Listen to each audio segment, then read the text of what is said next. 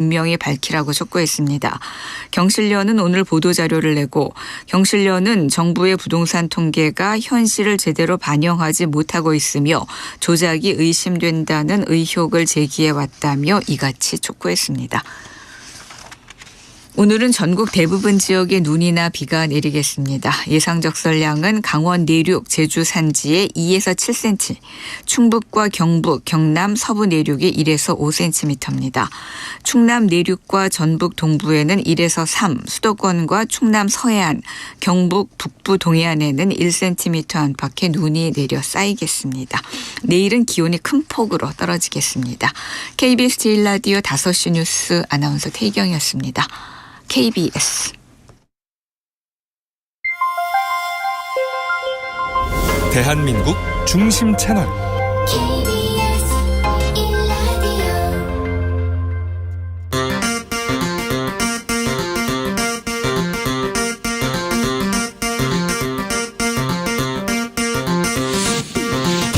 주진우 라이브.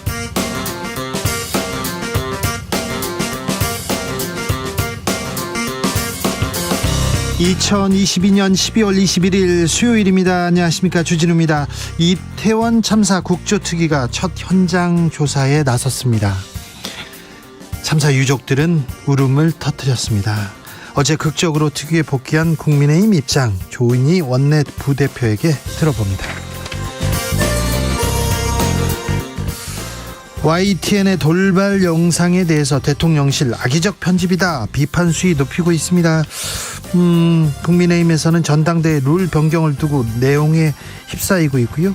감사원은 문재인 정부 통계 조작 의혹이 있다 전방위 감사에 돌입했습니다. 정치권 이슈들 이슈 티키타카에서 천천히 뜯어봅니다. 눈이 많이 왔습니다. 서울 전역과 경기도에 대설주의보 발효됐습니다. 내일부터 강추위 시작된다고 하는데요. 요즘 같은 겨울 한파가 더 두려운 분들이 있습니다. 무섭기에 오르는 난방비 부담에 취약계층 걱정이 한두 개가 아닌데요. 한파 속에 사각지대에 놓인 분들 어떻게 도움을 줘야 할지 정재훈 교수에게 들어보겠습니다. 나비처럼 날아 벌처럼 쏜다. 여기는 주진우 라이브입니다. 오늘도 자중차에 겸손하고 진정성 있게 여러분과 함께 하겠습니다. 한파가 이어지면서 취약계층 더 매서운 겨울 보내고 있습니다. 급식소가 문을 닫았어요. 난방비는 너무 올랐어요. 얘기합니다. 그런데요, 기부와 자원봉사 행렬마저 줄어들었다고 합니다. 더 추운데요. 온기가 필요한 요즘인 것 같습니다. 옛날에는 연탄 나르기 봉사했다, 뭐 연예인들 어디 갔다 이런 얘기라도 들렸어요. 사진만 찍고 갔어요. 막 물건만 주고 갔어요. 이런 얘기라도 들렸는데 요즘은 이런 얘기마저 들리지 않습니다. 우리 주변에 이렇게 둘러봐서 온정이 필요한지 이렇게 좀 살펴봐야 되겠습니다. 밥은 굶지 않고 있는지, 억울함은 당하고 있는지 않은지. 우리가 어떻게 좀 나눌 수 있을까요? 어떻게 기부할 수 있을까요? 어떻게 도울 수 있을까요?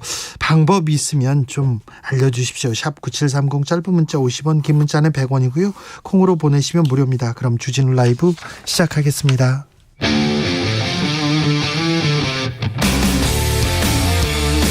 탐사보도 외길 인생 20년. 주 기자가 제일 싫어하는 것은?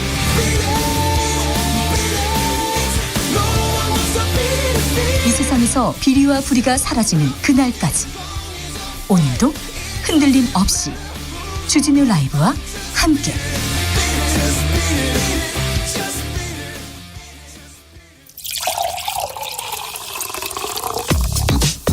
진짜 중요한 뉴스만 쭉 뽑아냈습니다. 주스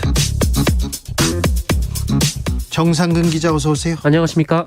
눈이 많이 왔습니다. 네, 오늘 새벽부터 수도권과 충북 북부 등에 시간당 3cm의 많은 눈이 내렸습니다. 우리나라 북쪽을 지나는 기압골의 영향인데요. 앞서 기상청은 오늘 새벽 4시 50분을 기해서 서울 전역을 비롯해 인천 등 중부지방에 대설주의보도 발효하기도 했습니다. 내일부터는 충청과 호남, 제주를 중심으로 또다시 폭설이 내릴 것으로 보이는데요. 사흘 동안 이어지며 크리스마스 이브까지 눈이 많이 내릴 것으로 보입니다. 중부 지역에는 또 혹한의 추위가 몰려오는데요. 내일 아침 최저 기온은 영하 15도에서 0도 사이고요. 낮 최고 기온은 영하 9도에서 영상 3도 사이일 것으로 예상이 됩니다. 추위는 모레 절정에 달하겠는데요. 이날 아침 최저 기온은 영하 19도까지 떨어지는 곳도 있겠습니다. 영하 19도요. 와, 춥습니다. 추위 단단히 대비하셔야 됩니다. 눈이 많이 내리면서 교통사고 잇따랐습니다. 그런데 대중교통에 사람이 몰려서 실신한 분도 있습니다. 네, 김포경전철 골드라인이 출근 시간대인 오늘 오전 6시 51분쯤 폭설로 지연이 됐습니다. 양촌역 차량지에 있던 전동차 5편성이 폭설로 인해 전기 공급을 받지 못하면서 노선에 투입되지 못한 건데요. 이에 따라 열차가 1시간 이상 지연되기도 했습니다. 그러다 보니 김포골드라인에 사람들이 몰려서 계단까지 꽉 찼는데요. 여성 한 명이 호흡곤란으로 병원에 실려가는 일이 있었습니다. 다행히 해당 여성은 이송 당시 의식을 회복한 것으로 전해졌습니다. 한편 이 김포골드라인은 이용객은 많지만 열차는 2량에 불과해서요. 이 대표적인 지옥철로 불리고 있습니다. 아이고, 무사하셔야 될 텐데, 건강 찾으셔야 될 텐데. 이제서야 이태원 참사 국정조사 특위가 첫 현장 조사 나섰습니다. 네, 국회 이태원 참사 국정조사 특별위원회가 오늘 첫 현장 조사에 나섰습니다. 지난달 24일 국정조사 계획서의 국회 본회의 통과로 특위가 닷을 올린 지 약 한 달여 만입니다. 애초 이날 현장 조사는 야 3당만 참여할 예정이었습니다만 국민의힘이 복귀하면서 여야 합동으로 진행이 됐습니다. 국민의힘 입장 잠시 후에 저희가 들어보겠습니다. 이임재 전 용산경찰서장, 박희영 용산구청장에 대한 구속영장 청구됐습니다. 내일 심사인가요? 네, 내일 서울 서부지법에서 구속 전 피의자 신문을 거치는데요. 앞서 구속영장에 기각됐던 이임재 전 용산경찰서장, 그리고 송병주 전 용산서 112 상황실장도 구속영장 실질 심사를 받고요. 재청구됐습니다. 네, 이 박희영 용산구청장 등 용산구청 간부 2명도 구속영장이 신청이 됐습니다. 네, 한덕수 국무총리는 또 무단 횡단했습니까? 네, 지난 19일 한덕수 국무총리는 이태원 녹사평역 인근에 마련된 시민 합동분향소를 방문했었는데요. 유족들이 항의하자 곧바로 발길을 돌린 바 있습니다. 그런데 이 빨간불의 횡단보도를 그냥 건넌 사실이 이 시사인 영상을 통해서 공개가 돼 큰 비판을 받고 있습니다. 한덕수 총리는 당시 분향소에서 유가족 중 한 분이 이 정부의 공식 서가를 요구하자 그냥 수고하세요라고 말하고 돌아섰는데요. 도로 건너편에 대기하던 차량에 탑승하기 위해 그냥 무단횡단을 해버린 겁니다. 이 때문에 주행하던 차량이 급정차하는 모습이 포착되기도 했습니다. 아이고, 사고 날 뻔했네요. 아이고. 윤석열 대통령 오늘 신년 업무 보고를 기재부로부터 받았습니다. 네, 기재부 신년 업무 보고에서도 노동개혁이 주요 이슈였습니다. 윤석열 대통령은 청와대 영빈관에서 기재부 신년 업무 보고를 겸한 비상경제 민생회의와 국민경제 자문회의를 주재하고 노동개혁, 교육개혁, 연금개혁은 인기가 없더라도 국가의 미래를 위해서 반드시 해내야 한다라고 주장했습니다. 노동개혁을 계속 얘기하면서, 그런데 주 52시간에 대한 고민은 잠시 후에 제가 해볼게요. 그런데 노동개혁 얘기하면서 계속해서 다주택자 세금 완화 얘기합니다. 네, 윤석열 대통령은 예전부터 주장한 대로 다주택자에 대해서 중과세를 하게 되면 그것이 임차인에게 그대로 전가된다라고 주장했는데요. 다주택자에 대한 이 조세 부담을 대폭 완화시켜 국민들의 주거비 부담을 경감시켜야 한다라고 주장했습니다. 다주택자 걱정인데 부자들만 걱정하는 것 같아요, 정부에서. 지금 한파에 서민들은 난방비 걱정하고 있거든요. 등유값이 휘발유보다 더 비쌉니다. 등유값이 휘발유보다 더 비싸요. 이 추운 겨울을 어떻게 나야 되는지 이 부분에 대한 얘기는 없어요. 경유값 비싸진 거에 대한 얘기는 없고 계속 지금 다주택자 걱정하고 있습니다. 세금 걱정하고 있는데 왜 그럴까? 주변에 부자들만 있어서 그런가, 이런 생각도 해봅니다.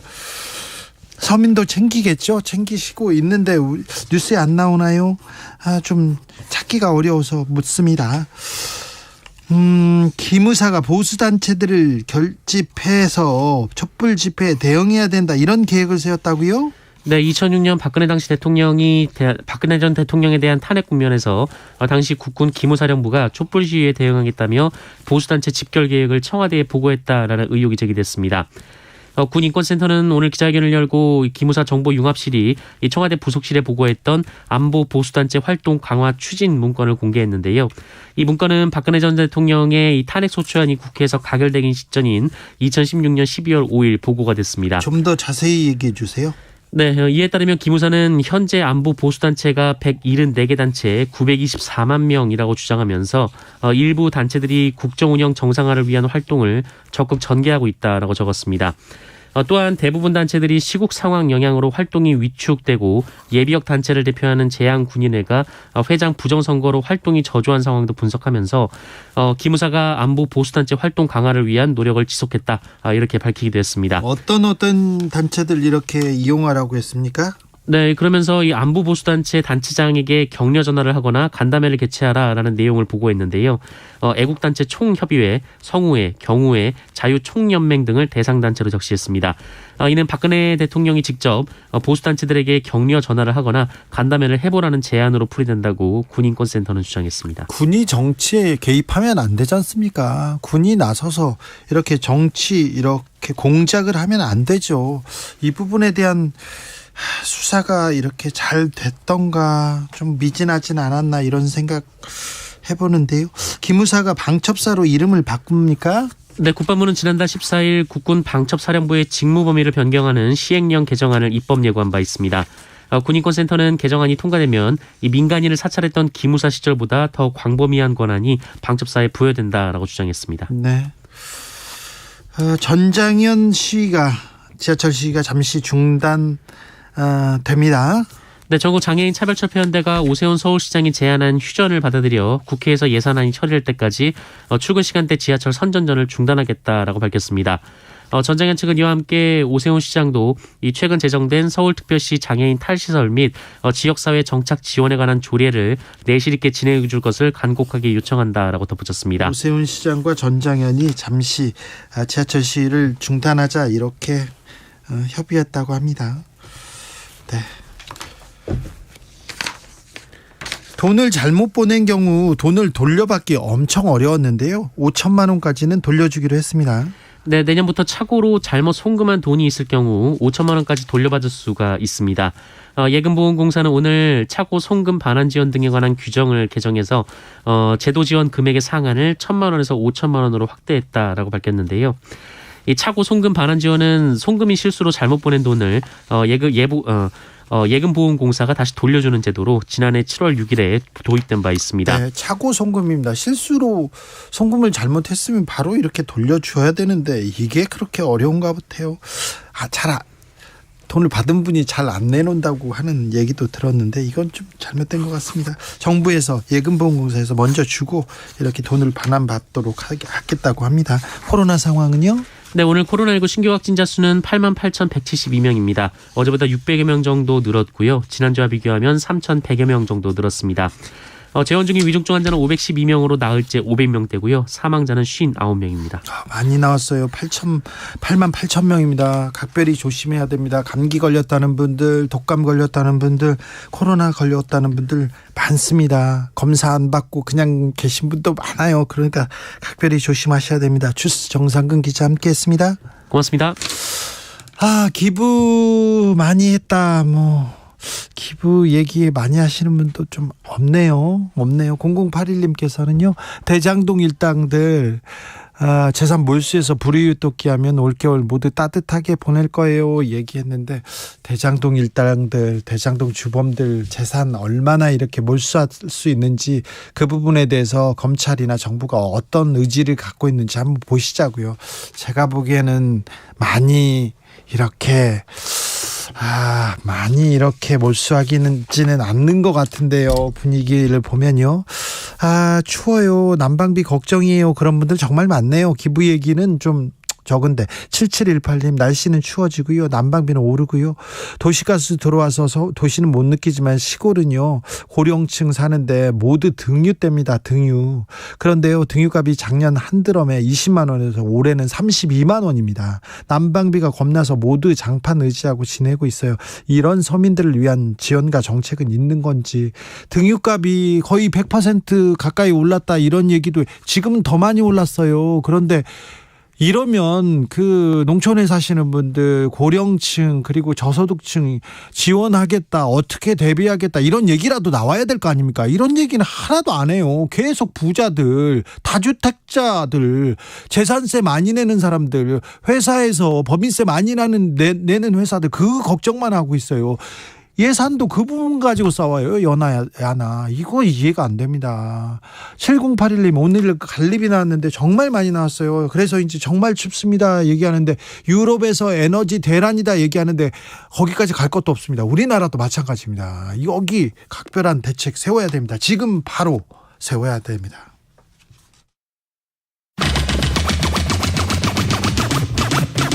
주진우 라이브.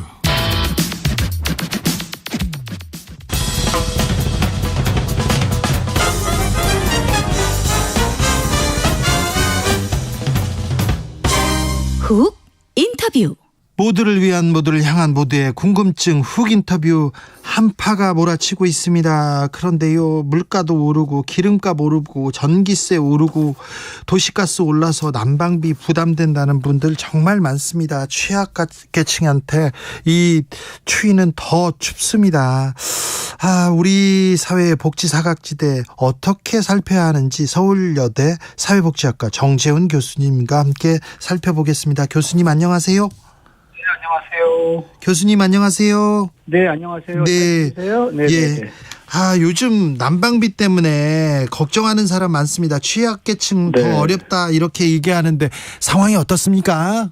네, 사실 이제 매우 힘든 겨울이 될 것 같지요. 오늘도 눈이 많이 내렸고 이제 더 추워진다고 하는데, 사실 난방비 걱정이라는 게 취약계층이 아닌 분들에게도 현실이 되고 있는 상황이고, 그래서 굉장히 좀 어려운 겨울이 될 것 같습니다. 한마디로 말씀드리면. 자, 어려운 겨울이 될 것이다 이런 얘기는 계속 됐는데요. 정부에서 좀 이런 어려운 겨울에 대한 대책 나오고 있습니까? 어떤 제도라도 만들고 있습니까? 그 에너지 바우처라는 거 들어보셨어요? 에너지 바우처가 2015년입니까? 15년. 네, 그렇죠. 예, 그런데 이제 이게 사실은 15년부터 만들어졌습니다. 네, 근데 이제 2005년도에 그 단전 가구에 중학생이 이제 촛불 켜두고 잠들다가 이제 그 화재가 나서 숨진 사건이 계기가 돼가지고, 그때부터 이제 에너지 복지 제도를 한국 사회가 마련을 해요. 네. 예, 그러다가 이제 2015년에는 이제 에너지 바우처다 이렇게 이제 제도가 바뀌게 되었고, 뭐 한마디로 말씀드려서 저소득 취약계층을 대상으로 해서 이제 에너지 이용 요금을 보전하는 제도다. 뭐 이렇게 말씀드릴 수 있을 것 같습니다. 이 일단. 제도가 그러면 지금 네. 올 겨울에는 조금 더 활성화되고 있습니까? 그런데요, 에너지 바우처 제도를 모르고, 네.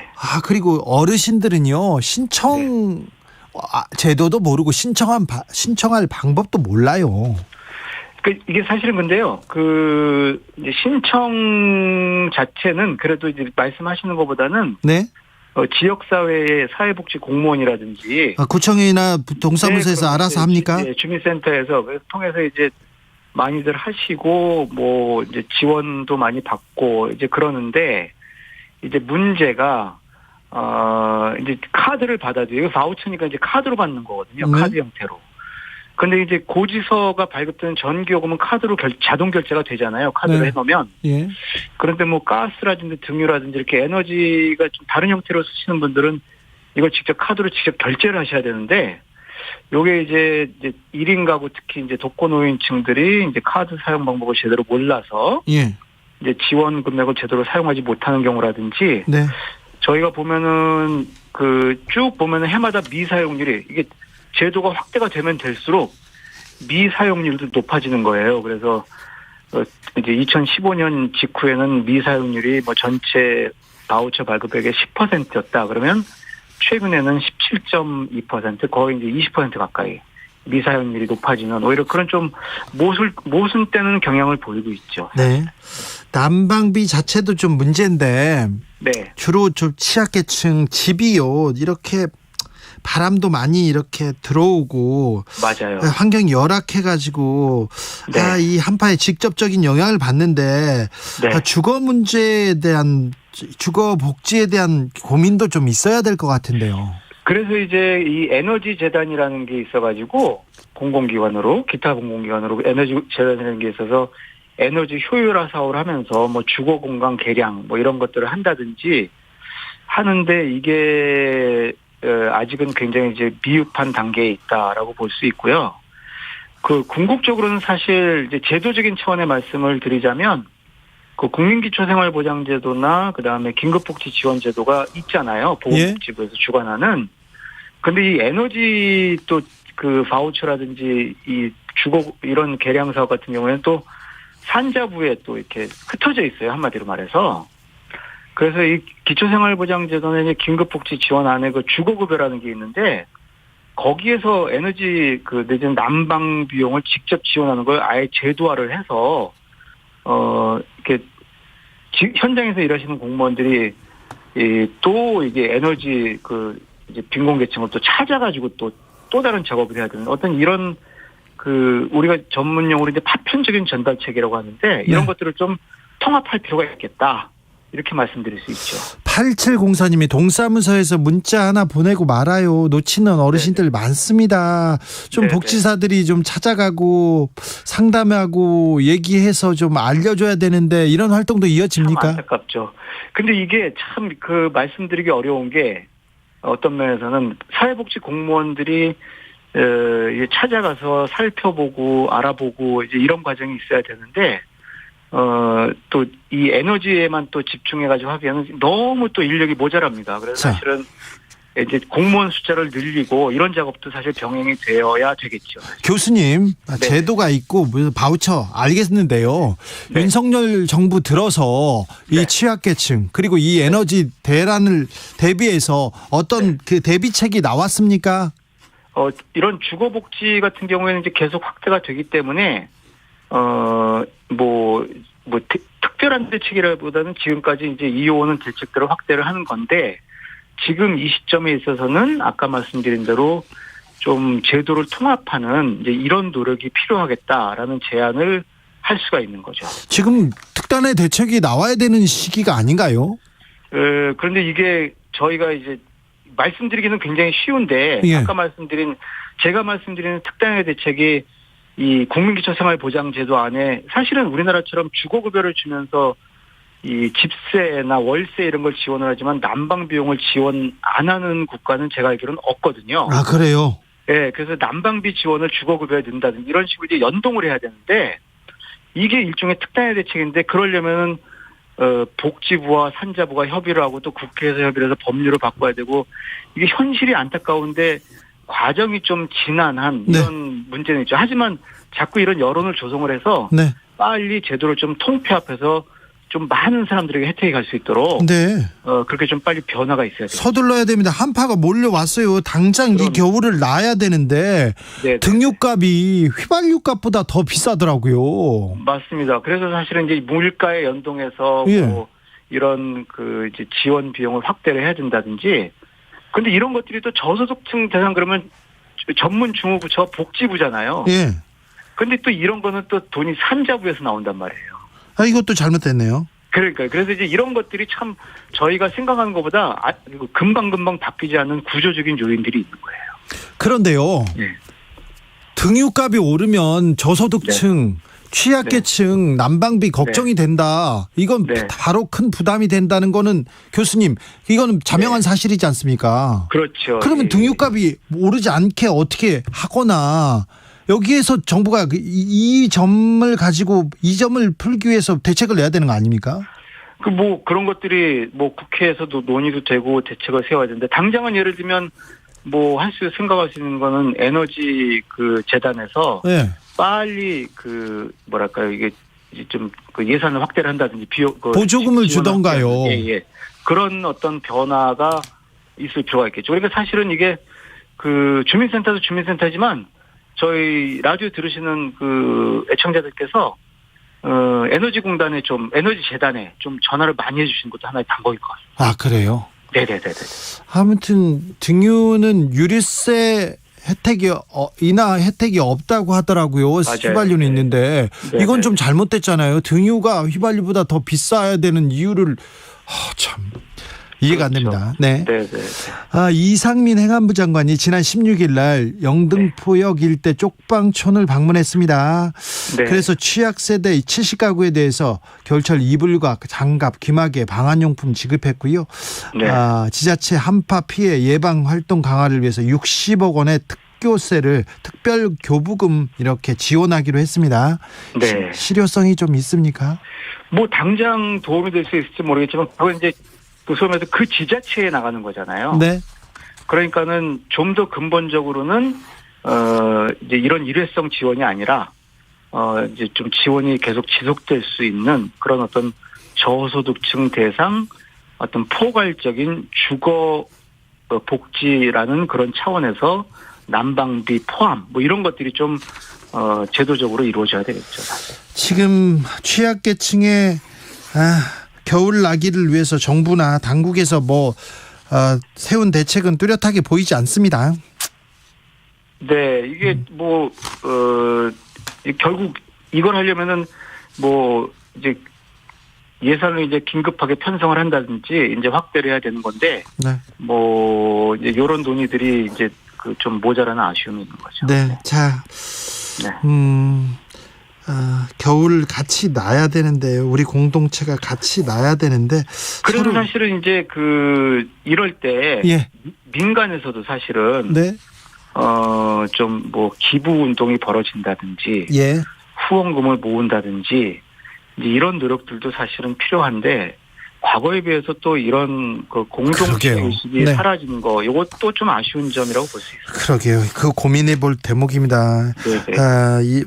불우이웃을 도웁시다. 이런 얘기도 기부하고 갔습니다. 이런 얘기도 좀 사라지는 것 같아서 안타깝습니다. 맞습니다. 말씀 감사합니다. 네, 감사합니다. 정재훈 서울여대 사회복지학과 교수였습니다.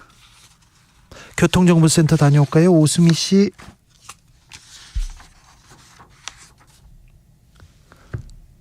오수미 씨. 나비처럼 날아 벌처럼 쏜다. 주진우 라이브.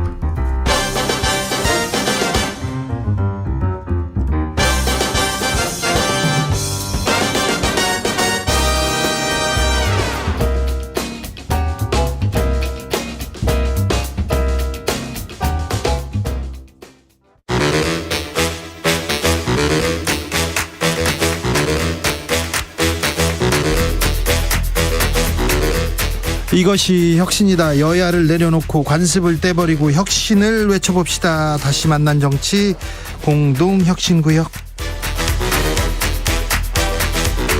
수요일 주진우 라이브는 정쟁 비무장지대로 변신합니다. 대한민국 정치 혁신을 위해서 발전적인 공방은 환영하겠습니다. 주진우 라이브가 지정했습니다.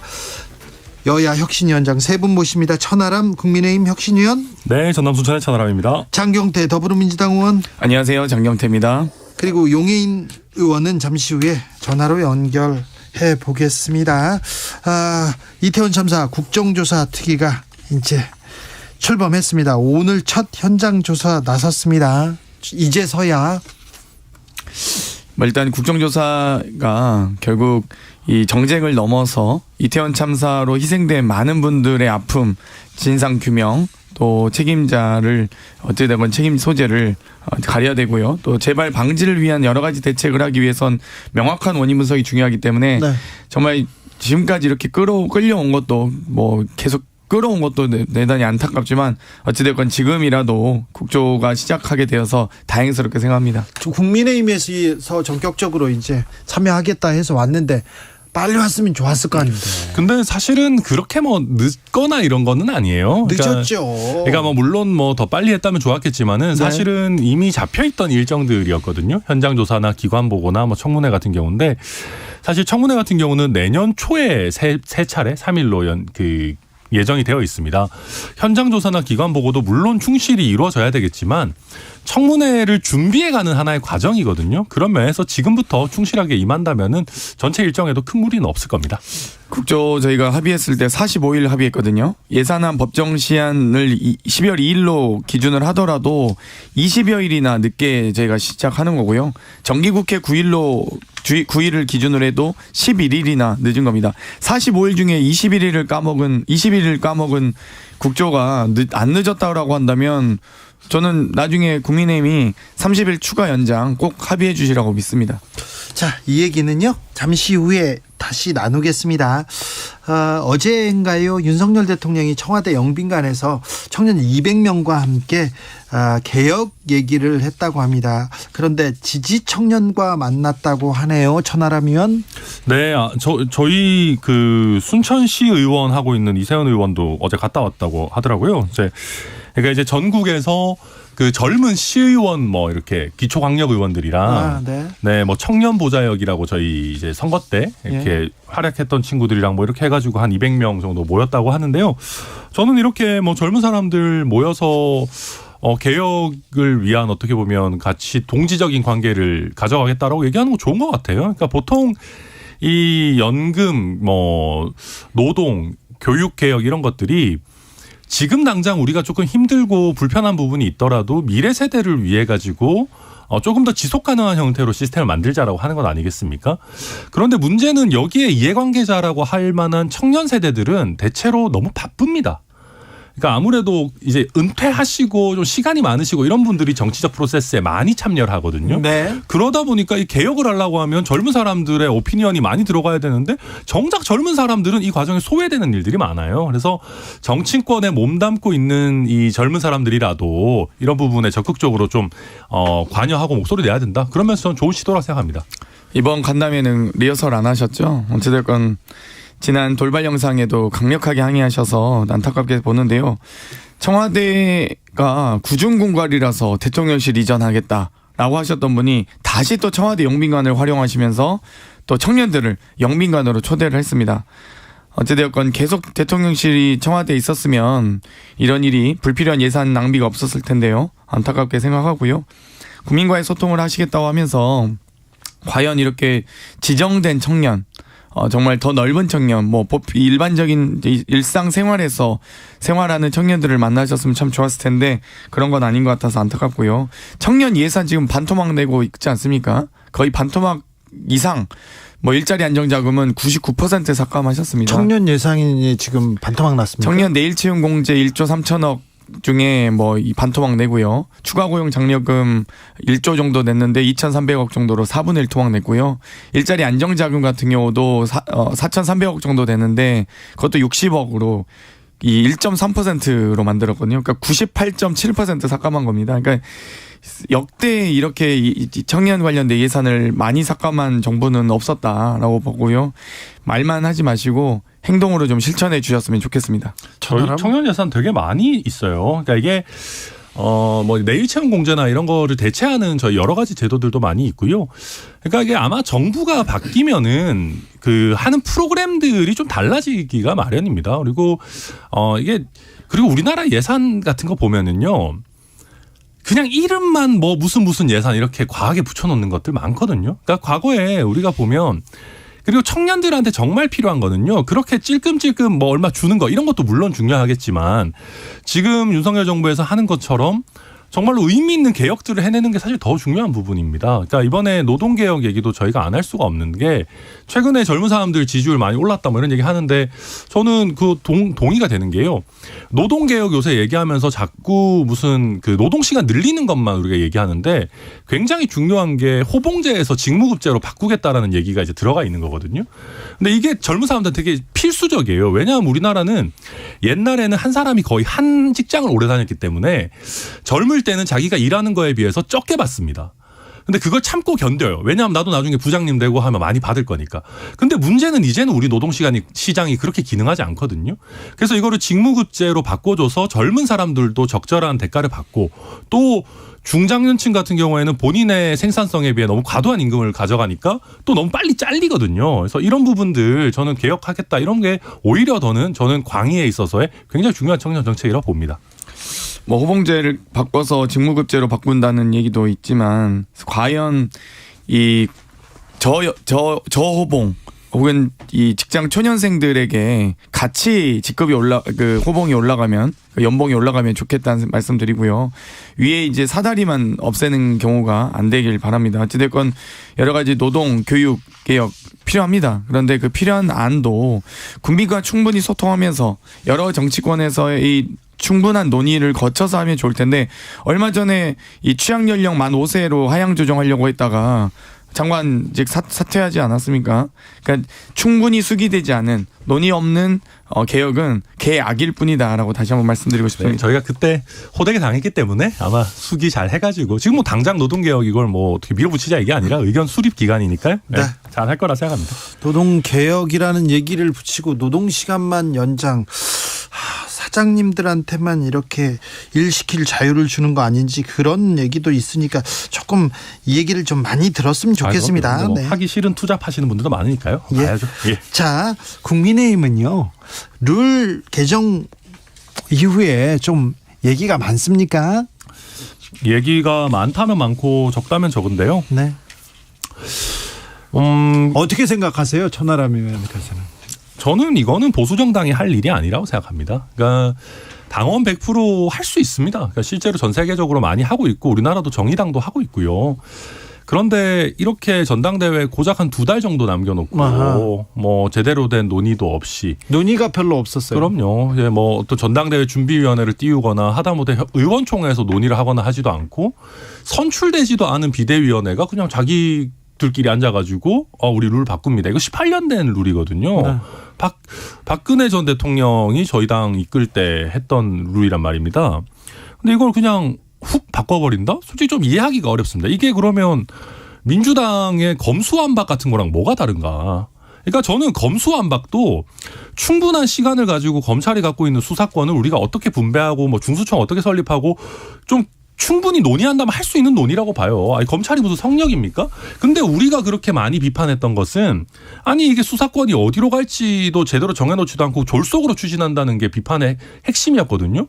저는 우리가 맨날 하지 말라고 하는 졸속이법, 날치기법 같은 것들 지금 저희 당이 어찌 보면 무리해서 하고 있는 거 아닌가. 결국 보수정당이라는 거는 점진적인 개혁, 안정적인 변화를 추구하는 사람들의 모임인데 저는 저희 당의 정체성과 맞지 않는 어떤 행태다 생각합니다. 장경태 의원? 보통 여당은 국민의 목소리를 듣기 위해서 더 노력해야 되거든요. 즉 당심보다는 민심을 더 듣기 위해서 노력해야 됩니다. 그만큼 이 전 국민을 대표하는 또 대한민국을 대표하는 대통령을 선출한 정당이기 때문에 그런데요. 이번에 당원 100% 하겠다는 것은 사실상 당원 체육관 선거하겠다라는 것로밖에 비춰지지 않고요. 그렇기 때문에 당원 100%를 바꾸는 역대 이런 정당이 있었나? 사상 초유의 일 아닌가 이런 생각이 들고요. 심지어 이 결선투표제를 또 도입한다고 합니다. 결선투표제는 어떤 일이 일어나더라도 유승민은 기필코 안 되게 하겠다. 소위 유승민 방지 룰이거든요. 그렇기 때문에 여러 가지 안전장치를 이렇게 폐쇄적이고 이렇게 배타적으로 다른 어떤 여러 경쟁 후보를 배제하는 방식으로 룰을 짜진 않습니다. 역대 당원 100%로 당대표를 선출하는 정당이 있었습니까? 아니 100%로 이렇게 후보를 이렇게 정할 수도 있다고 봐요. 당대표 정할 수도 있다고 봐요. 그렇죠. 그런데 네. 이번 룰 개정은 유승민 방지, 유승민 막아라 그거 아닙니까 사실? 그러니까 실제로 100%로 하는 정당들이 많습니다. 정의당도 그렇게 하고 있고요. 당대표 뽑을 때는. 근데 이제 정의당과 저희가 다른 거는 제가 정의당을 폄하하는 게 아니고 뭐 집권의 의지가 없다는 건 아니지만 저희는 사실 집권을 목표로 하는 대중정당이지 않습니까? 집권당이지 않습니까? 네, 집권당이고 실제로. 그래서 뭐 장 의원님 말씀하신 부분 뭐 일리 있다고 생각하고요. 글쎄요. 뭐 저는 요즘같이 설마 하는 거를 거의 다 하는 이런 시국에는 당원 당규 1조 1항에다가 유승민, 이준석은 당대표 못한다라고 안 쓴 것만 해도 다행이다라고 생각하고요. 네. 그냥 뭐 그렇게 하시는 거죠. 그리고 이제 유승민, 이준석도 저는 한번 반성해야 될 부분들이 있다고 봅니다. 왜냐하면은 당내에서 이렇게 사실 좀 약간 너무 졸속으로 이렇게 밀어붙이기 식으로 간다고 하면 반발하는 목소리가 사실은 집단적으로 좀 터져 나와야 되는 것이거든요. 근데 직전 당대표도 사실 이준석 대표였잖아요. 근데 지금 뭐 상임 전국이니 이런 것 대의기구들 통과하는 게 너무 스무스해요. 네. 그러니까 어찌 보면 유승민 의원도 당내에서 정치 오래 하셨는데 이 세력을 많이 못 만들었다는 것 이거는 뭐 모르겠습니다. 뭐 깨끗하게 해서 뭐 어떤 건지는 잘은 모르겠고 지금 뭐 대통령에게 거스르기 쉽지 않다는 것도 저 이해하지만 한번 돌이켜봐야 되는 지점이다 생각합니다. 대통령실 만찬, 뭐 관저 만찬 이후에 지금 100% 룰이 나왔지 않습니까? 윤석열 대통령이 100%가 어떠냐 이런 기사도 나왔고요. 국민의힘에서 너무 대통령 이렇게 쳐다보고 대통령 지시만 따르고 있는 거 아닌가 이런 지적도 있습니다. 저는 그래서 저희 당에 있는 의원들 중진들의 태도가 더 문제라고 봐요. 저는 제가 대통령이라도 뭐 저랑 뜻이 잘 맞는 당대표 하고 싶죠. 네. 네. 뭐 하고 싶을 겁니다. 근데 문제는 그걸 수용하는 사람들의 태도인 것이거든요. 근데 너무 어떻게 보면은 말을 잘 듣는 형태로 가고 있어서 암만 우리가 여당이라지만은 그래도 행정부랑 구분되는 입법부의 일원이고 행정부를 감시 견제해야 되는데 이렇게 해서 도대체 어떻게 하자는 건가 뭐 좀 답답할 때가 있습니다. 대통령의 지지율이 좀 낮은 수준인데 역대 대통령 초기에 비하면 뭐 비교할 수 없이 낮은 수준인데 국민들한테 인기 없는 대통령의 생각, 정책을 당이 따라간다. 이것은 국민들한테 어떤 영향을 미칠지 좀 지켜보겠습니다. 민주당으로 가볼게요. 민주당에서는 이재명 사법 리스크 걱정이다 이렇게 말하는 의원들이 많습니까? 글쎄요, 저 주변엔 별로 없긴 한데요. 자꾸 이제 언론에서 이게 아주 대서특필해 주시다 보니까 그 목소리가 더 크게 느껴지는 거 아닌가라는 생각이 드네요. 민주당은 조용한데 언론에서 그렇게 한다.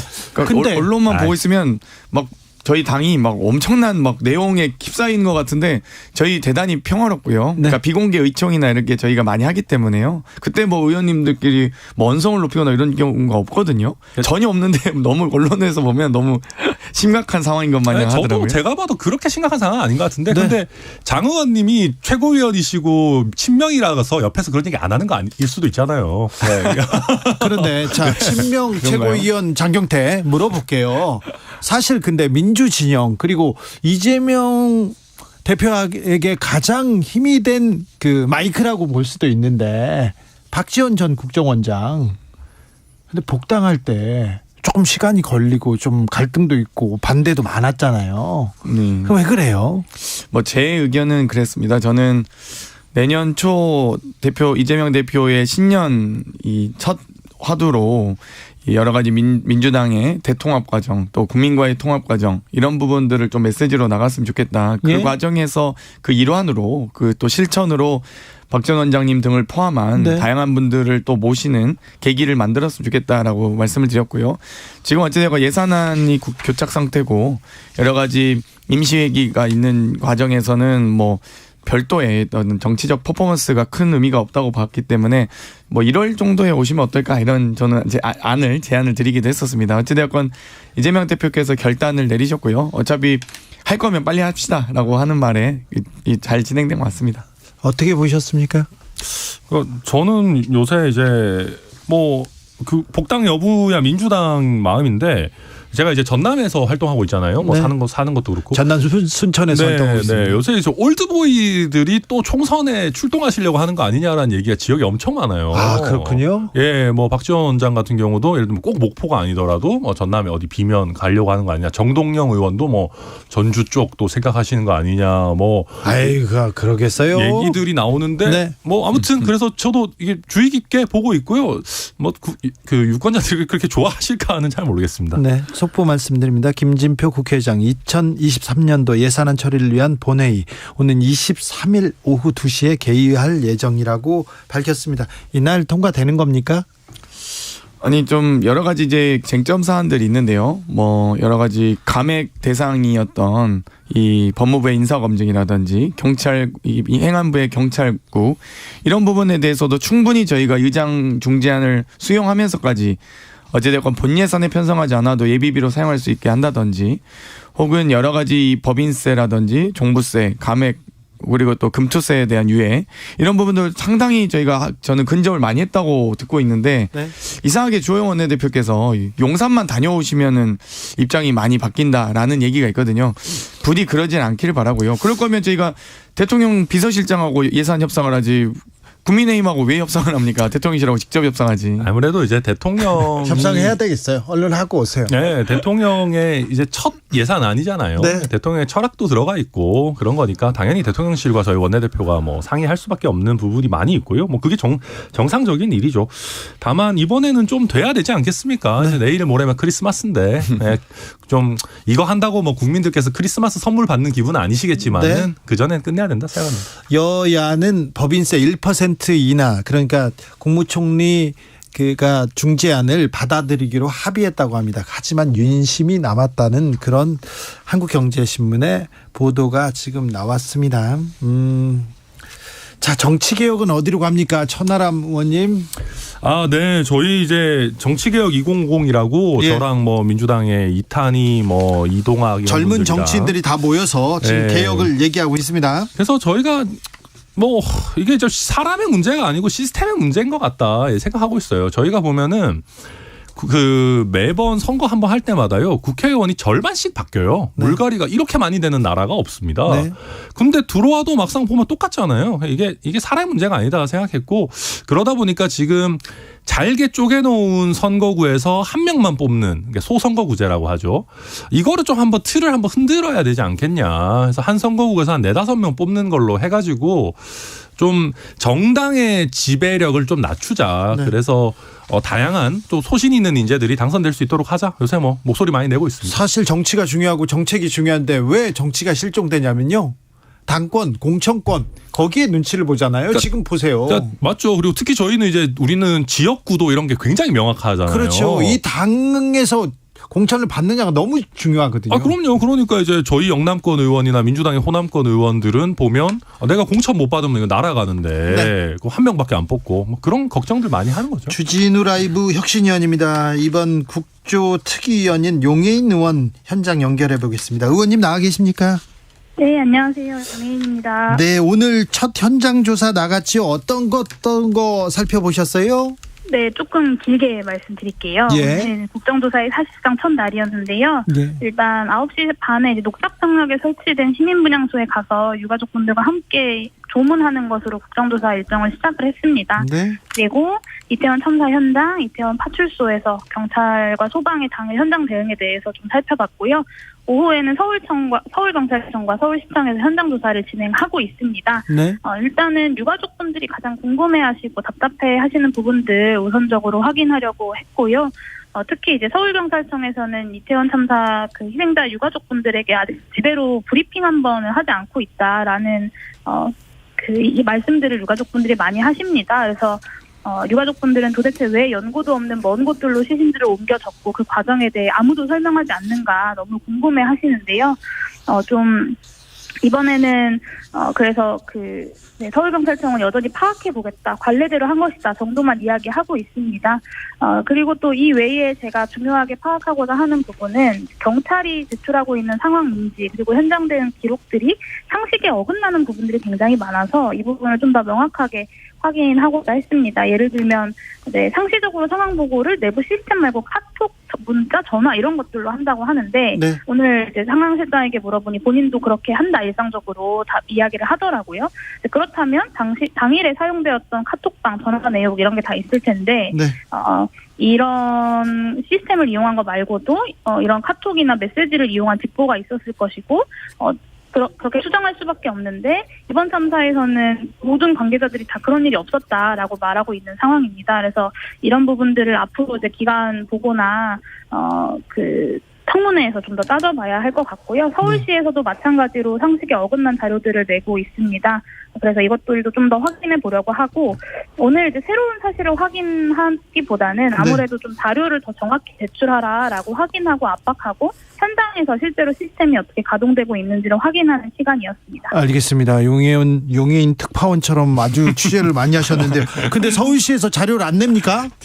네, 자료 내지 않고 있습니다. 예를 들자면 29일 이제 10월 10시 26분에 당시 이제 재난안전상황실에서 상황을 인지를 했습니다. 네. 그리고 1분 뒤에 용산구 당직실에 상황을 파악하려고 연락을 했는데 그 이후 30분 동안이나 시장단에게는 보고하지 않았다는 거예요. 그런데 지금 현재 매뉴얼에는 재난 발생을 하면 5분 내로 시장단에게 보고하게끔 되어 있습니다. 예? 그래서 이런 부분에 대해서 중요한 보고라인에게 보고를 하지 그 매뉴얼에도 나와 있는 시장단 보고를 누락했다라는 것이 좀 상식적이지 않은 상황이어서 네. 서울시가 제출한 일지에 대해서 좀 더 확인이 필요하다라는 생각이 듭니다. 네. 여야 의원들 다 같이 나갔는데 오늘 좀 충돌하는 지점이 있었습니까? 네, 뭐 크게 부딪히진 않았습니다. 근데 이제 서울경찰청장도 그렇고요, 오세훈 서울시장도 그렇고요, 여당과 야당 의원들의 질문에 대한 태도가 너무 다릅니다. 야당 의원들한테는 질문도 끊고 자기가 하고 싶은 말로 대답하기 바쁘다가 여당 의원들이 질문을 하면 고분고분하고 너무 투명한 태도들을 보여주는데요. 어느 정도 예상했던 것이기는 합니다. 그래서 오늘 이제 현장 조사에서 요구한 자료들 도착하면 네. 이를 토대로 좀 더 다음 주 기간 보고와 청문회에서 좀 더 깊게 파고들어서 진상규명 열심히 하겠습니다. 네. 의원님 그러면요 국민의힘 의원들한테 질문 대신해 주세요 이렇게 얘기하시면 됩니다.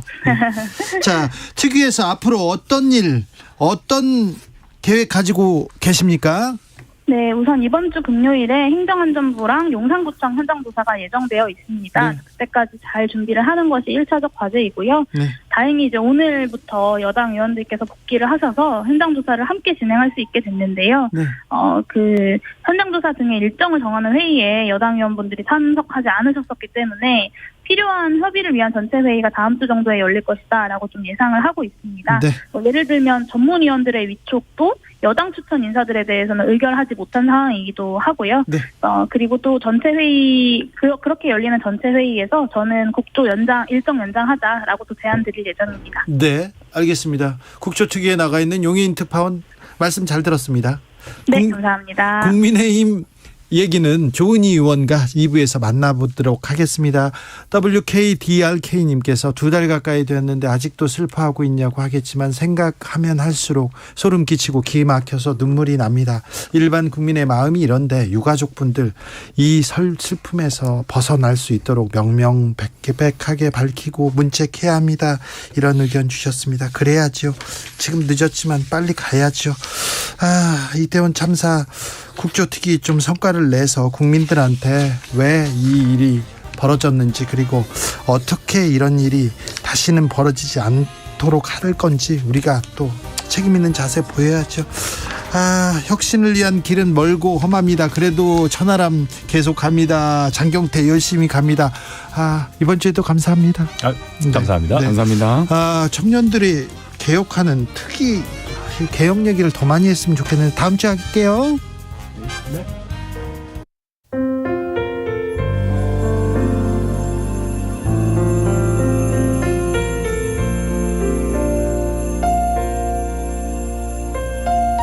KBS 라디오 연중기획 희망충전 대한민국 513번째 이야기. 안녕하세요. 아나운서 김소리입니다. 18살 혁수는 태어나서 얼마 지나지 않아 뇌병변 장애 진단을 받았습니다. 강직성 사지마비로 누군가의 도움 없이는 아무것도 할 수 없는 상태인데요. 유일한 가족인 할머니와 1살 터울의 남동생이 혁수의 손과 발이 돼주고 있습니다. 혁수네 가족은 엘리베이터가 없는 빌라 꼭대기층에 살고 있는데요. 매일 할머니와 남동생이 혁수를 업고 오르내리면서 학교와 물리치료실에 데려갑니다. 가족들의 수고를 잘 아는 혁수는 스스로 대소변도 가릴 수 없는 처지가 미안해서 물 한 모금도 잘 마시지 않습니다. 날이 갈수록 서로에게 미안한 마음만 늘어가는 혁수네 가족을 위해서 여러분이 따뜻한 격려를 보내주세요. 여러분의 따뜻한 손길이 희망의 빛이 됩니다. ARS 060-700-1580 060-700-1580 한 통화 3,000원으로 희망을 선물해 주세요. KBS 라디오 연중기획 희망충전 대한민국은 초록우산 어린이재단, 인탑스 주식회사 그리고 청취자 여러분과 함께합니다. ARS 060-700-1580 한 통화 3,000원입니다.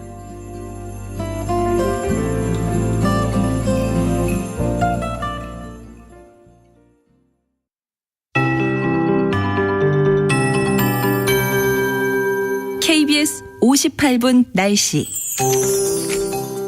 오늘 늦은 밤까지 중부와 호남, 경상, 서부 내륙에 가끔 비나 눈이 내리겠습니다. 제주 산지에는 시간당 1cm 내외에, 중부와 영남 내륙에는 시간당 1cm 미만의 눈 오는 곳이 있습니다. 현재까지 중부와 영남에 2에서 8cm의 눈이 쌓인 상태고 제주 산지에는 최대 10cm의 눈이 내렸습니다. 내일 새벽부터 충남 서해안과 호남, 제주에 눈이 시작돼 강하고 많은 눈이 쏟아지는 곳이 많겠습니다. 이 눈은 내일부터 24일까지 이어질 텐데요. 충남 서해안과 호남 제주 산지에는 10에서 25cm 안팎, 제주 산지 많은 곳이 50cm 이상 쏟아지는 곳도 있겠습니다. 이외에 충청 내륙이나 제주에도 5에서 15cm의 많은 눈이 내리겠습니다. 이 밤사이 기온이 떨어지면서 지금까지 내린 눈이나 비가 얼어 도로가 미끄러운 곳이 많겠습니다. 교통 안전에 유의하셔야겠습니다. 이제 점차 바람도 강해지면서 추워지겠습니다. 내일 서울의 아침 기온이 영하 9도, 모레는 영하 14도까지 내려가면서 추위의 고비가 되겠습니다. 그리고 바람이 오늘은 산지 위주로 강하고요. 내일은 해안과 제주 위주로 매우 강한 바람이 불겠습니다. 한편 영동 지역에는 건조주의보가 내려진 상태로 대기가 건조하니까 산불 등 화재 예방에 신경 쓰셔야겠습니다. 지금 서울의 기온은 0.9도입니다. 강혜종입니다.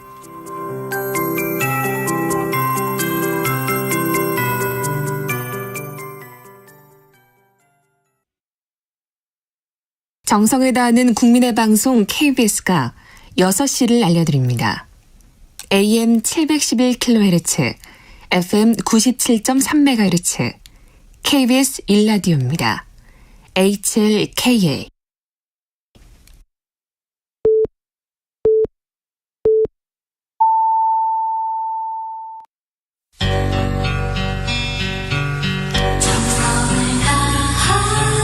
정성을 다하는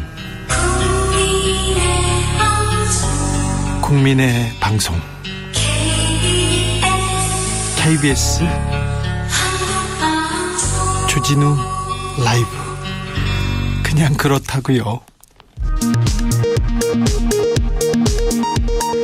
이 시각 라디오 정보센터 뉴스입니다. 정부는 내년 우리 경제가 전 세계적인 경기 위축의 영향으로 1.6% 성장할 것으로 내다봤습니다. 또 물가는 3.5% 상승하고 취업자 수는 증가폭이 매우 축소될 것으로 전망했습니다. 정부는 오늘 이 같은 내용이 담긴 2023년 경제정책 방향을 발표했습니다. 정부가 내년부터 다주택자에 대한 규제를 대폭 완화합니다. 취득세 중과제도를 완화하고 주택담보대출도 허용할 방침입니다. 정부는 다주택자 및 실수요자에 대한 과도한 규제의 완화, 임대차 시장 안정화 등으로 부동산 시장 연착륙을 유도하겠다고 밝혔습니다. 여야의 새해 예산안 협상이 난항을 겪고 있는 가운데 김진표 국회의장이 예산안 처리를 위한 본회의를 오는 23일 오후 2시에 개의하겠다고 밝혔습니다. 김진표 의장은 합의가 이루어지지 않으면 본회의에 부의된 정부안 또는 민주당 수정안을 처리할 예정이라고 밝혔습니다. 이태원 참사 국정조사 특별위원회 소속 여야 의원들이 참사 현장 등에 대한 첫 현장 조사를 실시했습니다. 종교계는 공동 호소문을 내고 이태원 참사 유족이나 희생자를 향한 언어폭력을 중단할 것을 촉구했습니다. 젤렌스키 우크라이나 대통령이 현지 시간 21일 바이든 대통령의 초청으로 미국을 방문해 정상회담을 한다고 백악관이 공식 발표했습니다. 지금까지 라디오 정보센터 뉴스 정한나였습니다.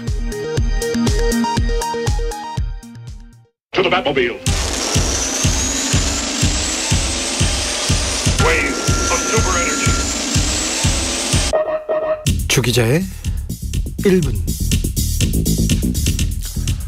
경기도 삼포에 사는 연미정 씨. 연미정 씨는 6시에 일어나야 합니다. 아침을 먹는 등 마는 등 하고 출근 준비를 마치면 7시.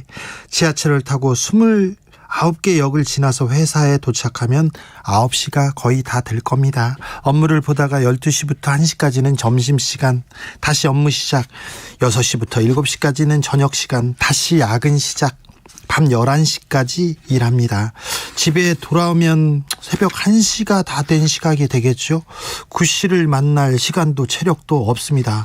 잠시 눈을 붙였다가 바로 출근해야 하니까요. 이곳으로는 부족합니다. 이틀은 12시까지 일해야 합니다. 그래야 주 52시간을 채울 수 있습니다. 직장인들이 주말에 시체처럼 쓰러져 있는 이유가 여기에 있습니다. 아시죠? 느끼셨죠? 경험하셨죠? 주 52시간의 근로 수입만으로는 생계를 담보할 수 없어 이탈하거나 투잡으로 내몰리는 근로자도 속출할 것이다. 추가 근무 필요하다. 추가 근로제 연장돼야 한다. 추경호 부총리 겸 기획재정부 장관 이렇게 말했습니다. 윤석열 정부에서는 주 단위 노동시간을 월이나 연 단위로 관리할 수 있도록 근로기준법을 바꾼답니다. 이렇게 되면요, 일주에 80시간도 일할 수 있게 됩니다. 주 52시간으로는 생계를 담보할 수 없다고요? 52시간 일하면 먹고는 살게 해줘야죠. 미정 씨 이렇게 고생하는데 생계를 담보할 수 없다면 사회가 잘못된 거죠. 노동의 대가가 제대로 분배되고 있지 않다는 거죠. 부조리를 잡아야 하는 것이 정치 아닙니까? 정치가 하는 일 아닙니까? 주 52시간으로 모자라니까 80시간 일하라고요. 전태일 열사가 울고 가겠습니다. 우리는 기계가 아닙니다. 주당 근로시간을 단계적으로 단축하라. 휴일 근로시간을 연장 근로시간에 포함시키겠다. 홍준표 대구시장의 말입니다. 노동시간을 줄여서 청년 일자리를 창출해야 한다. 장시간 근로 관행 개선은 삶의 질과도 직결된다. 박근혜 전 대통령 말입니다. 지금까지 주 기자의 1분입니다.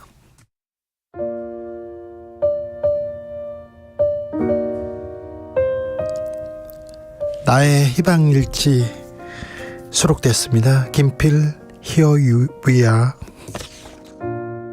세상이 어두워져 빛을 잃은 듯해 오늘도 난 생각해 하루만 잘 지내자 꿈을 잃은 지 오래 일상이 늘 똑같아 혼자서 걷다 보면 어디쯤인지 But here we are 언제부터인지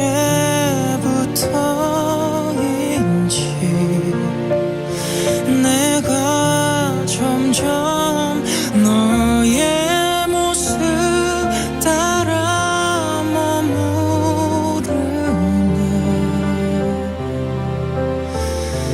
너의 표정 자꾸만 내게 보여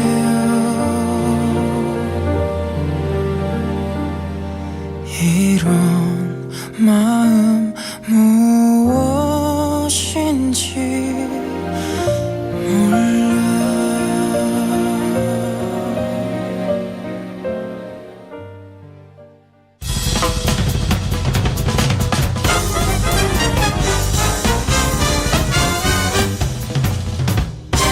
훅 인터뷰. 훅 인터뷰 이어갑니다. 국민의힘 소속 이태원 참사 국정조사 특위위원들이 사퇴 의사를 접고 국정조사에 참여하기로 했습니다. 어제 유가족을 만났는데요. 그 직후에 이렇게 결정했습니다. 오늘부터 현장 조사 시작했습니다. 국조특위에 복귀한 여당 의원입니다. 국민의힘 조은희 원내부대표 만나보겠습니다. 안녕하세요. 네, 안녕하세요. 좋은 사람 조은입니다. 좋은 사람 조은입니까? 네. 네. 의원님 어제 그 유가족들 만나셨어요? 네. 좀 진작부터 뵙고 싶었는데 네. 너무 늦게 뵈서 죄송했습니다. 네. 어떤 네. 말씀 나누셨어요? 어떤 마음이셨어요? 마음이 너무 아리더라고요. 네. 그래서 어떤 한 분이 가영이 엄마인데요. 네. 이제 가영이가 친구랑 같이 그 이태원에 갔었는데 네. 친구하고 잡았던 손을 놓는 바람에 가영이는 친구는 살고 가영이는 저렇게 갔거든요. 그 얘기를 하시면서 그렇게 우시는데 제가 가서 정말 저도 너무 마음이 안 좋고 가영이가 마지막 순간이 어땠는지 너무 궁금하다고 네. 저보고 엄마의 마음으로 꼭 좀 챙겨달라고 그러시더라고요. 네. 꼭 좀 챙겨야 되겠다 그렇게 생각하고 국조특위에 복귀 선언한 겁니까? 그렇습니다. 어제 우리 국조특위 위원들 전원이 이심전심으로 그런 마음이었는데 네. 조호영 대표가 저희들을 원내대표실에 좀 간담회 좀 하자고 부르시더니 참여하는 게 어떻겠냐고 얘기를 하시더라고요. 네. 그래서 바로 그 자리에서 발표를 했습니다. 네. 참여하겠다고. 아무튼 정부 여당과 유가족들 좀 빨리 만났으면 좋았을 텐데 그 생각은 계속 듭니다. 네, 근데 정진석 비대위원장님이 네. 한번 만나셨거든요. 네. 그때도 정진석 위원장님도 많이 우셨는데 어제 조영 대표도 우시더라고요. 아이고. 그래서 지난번 국조 때 민주당 의원들이 미리 만나셨는데 우리가 늦게라도 뵙고 그분들 말씀을 듣고 보니까 정말 저 심정을 우리가 꼭 대변해야겠구나. 네. 이런 다짐이 되더라고요. 네. 자, 국정조사 시작했습니다. 자, 뭐든지 좀 밝혀야 됩니다. 지금 아무것도 밝혀진 게 없습니다. 국정조사 특위의 활동 어디에 초점을 맞춰서 진행해야 한다고 보시는지요? 일단 이제 유가족들이 요청하시는 것부터 먼저 해야 된다 생각해요. 어떤 점이요? 예, 이제 진상 규명을 좀 철저하게 해달라고 그러시더라고요. 네. 그래야지 재발 방지가 되지 않지 않냐. 네. 그래서 어제 요청하시는 게 국조에 하루빨리 복귀해달라. 그래서 복귀를 했고요. 네. 그다음에 본인들은 정쟁을 원하지 않는다. 네. 그래서 진상 규명을 제대로 해주고 특히 자녀들이 마지막 과정이 어땠는지, 네. 드메트 차를 타고 갔는지, 아니면 응급실을 전전했는지, 네. CPR은 받았는지, 네. 이제 그 과정이 정말 궁금하다. 네. 그리고 이제 유족 대표분의 아드님이 다 아시는 분인데요. 이제 11시 10분까지 살았다고 들었다. 네. 그 이후 어떻게 됐냐. 마지막 과정을 좀 원하는 사람에 한해서는 끝까지 좀 밝혀달라. 네. 그리고 또 이 녹사평역에 분향소가 있어요. 예. 제가 오늘 가봤는데 예. 거기 천막이 있고 그러니까 너무 추우신 것 같아요. 예. 그리고 또 자식들이 영정이 있으니까 자식들이 추운 것 같아서 제가 오늘 보니까 거기 핫팩도 갖다 놓고 이러셨더라고요. 네, 네. 시집도 갖다 놓고 거기서 떨지 않도록 좀 해달라. 예. 이런 부탁을 먼저 하시고요. 그 다음에는 저희는 오늘 이제 서울경찰청, 서울시청 또 참사 현장 또 이태원 파출소를 들렀었는데 예방할 수는 없었는지 예. 또 일단 사고가 났으면 최초 신고가 6시 34분이었는데 그 이후로 10시 15분까지 네. 취할 수 있는 조치가 있었는데 왜 못했는지 네. 그 과정을 하나하나 좀 밝히고요. 누가 책임이 있는지 네. 또 다시 이런 게 발생하지 않으려면 어떤 조치를 해야 되는지 이런 것을 차근차근 챙겨 나갈 생각입니다. 네, 차근차근 다 챙겨주십시오. 아무튼 유가족들이 국조에 복귀하라고 해서 복귀했습니다. 진상 규명해달라. 왜 조치를 취하지 않았는지 알고 싶다. 책임은 누가 져야 되는지 알고 싶다. 마지막 길도 알고 싶다. 이런 얘기 하셨는데 네. 꼼꼼히 잘 가슴에 적어둔 것 같아서 잘 네. 알겠습니다. 그런데 의원님. 네. 유가족들 비하하거나 막말하는 그런 정치인들 좀 혼내달라 이런 얘기도 하셨어요. 어제 하셨죠. 네. 이제 그게 2차 가해, 3차 가해인데, 예. 이제 첫째로 우리 당의 이제 창원 시의원을 네. 무슨 마음인지 모르겠다. 또 어떤 분이 이제 이런 마음이 들다가도 마음을 고쳐 먹겠더래요. 네 자식도 똑같이 당해봐라. 그러면 내 마음을 알지. 그러다가 그래도 남의 자식도 자식인데 그러면서 그럼 나쁜 마음은 또 접었다 그러시더라고요. 네. 그래서 우리 원내대표랑 정기석 비대위원장이 중앙당 차원의 징계도 빨리 조치를 하시겠다고 답을 하시더라고요. 아, 그래요. 자식 네. 팔아 장사한다는 소리. 그런 게 어디 있습니까? 자식하고 돈하고 바꾸는 사람, 그런 부모가 어디 있습니까? 없죠. 없죠. 저도 자식 키우는 사람인데 어떻게 예. 그런 막말을 하는지 도대체 그 멘탈이 이해가 안 돼요. 그런데 왜 징계도 안 하고 그대로 두는지 그것도 징계합니다. 이해가 안 돼요. 징계합니다. 좀 기다려보세요. 예. 네. 자, 네. 일정이 좀 지체됐어요. 지금 시간도 많이 남지 않았는데, 네. 현장 조사 바로 시작했습니다. 근데 이제 앞으로 어디 방문하고 무엇을 특별히 먼저 챙기게 됩니까? 네, 제가 오늘 분향소에 먼저 갔었는데 네. 분향소에 시집을 챙겨놓은 어머니 계시더라고요. 예. 그래서 그걸 보면서 너무너무 젊은 꽃다운 아이들이어서 정말 어른으로서 정말 미안하고 죄송하고 그랬고요. 예. 사고 현장에도 갔었는데 제가 깔릴 뻔했어요. 거기가 너무 좁아가지고 3m고 7m니까요. 네.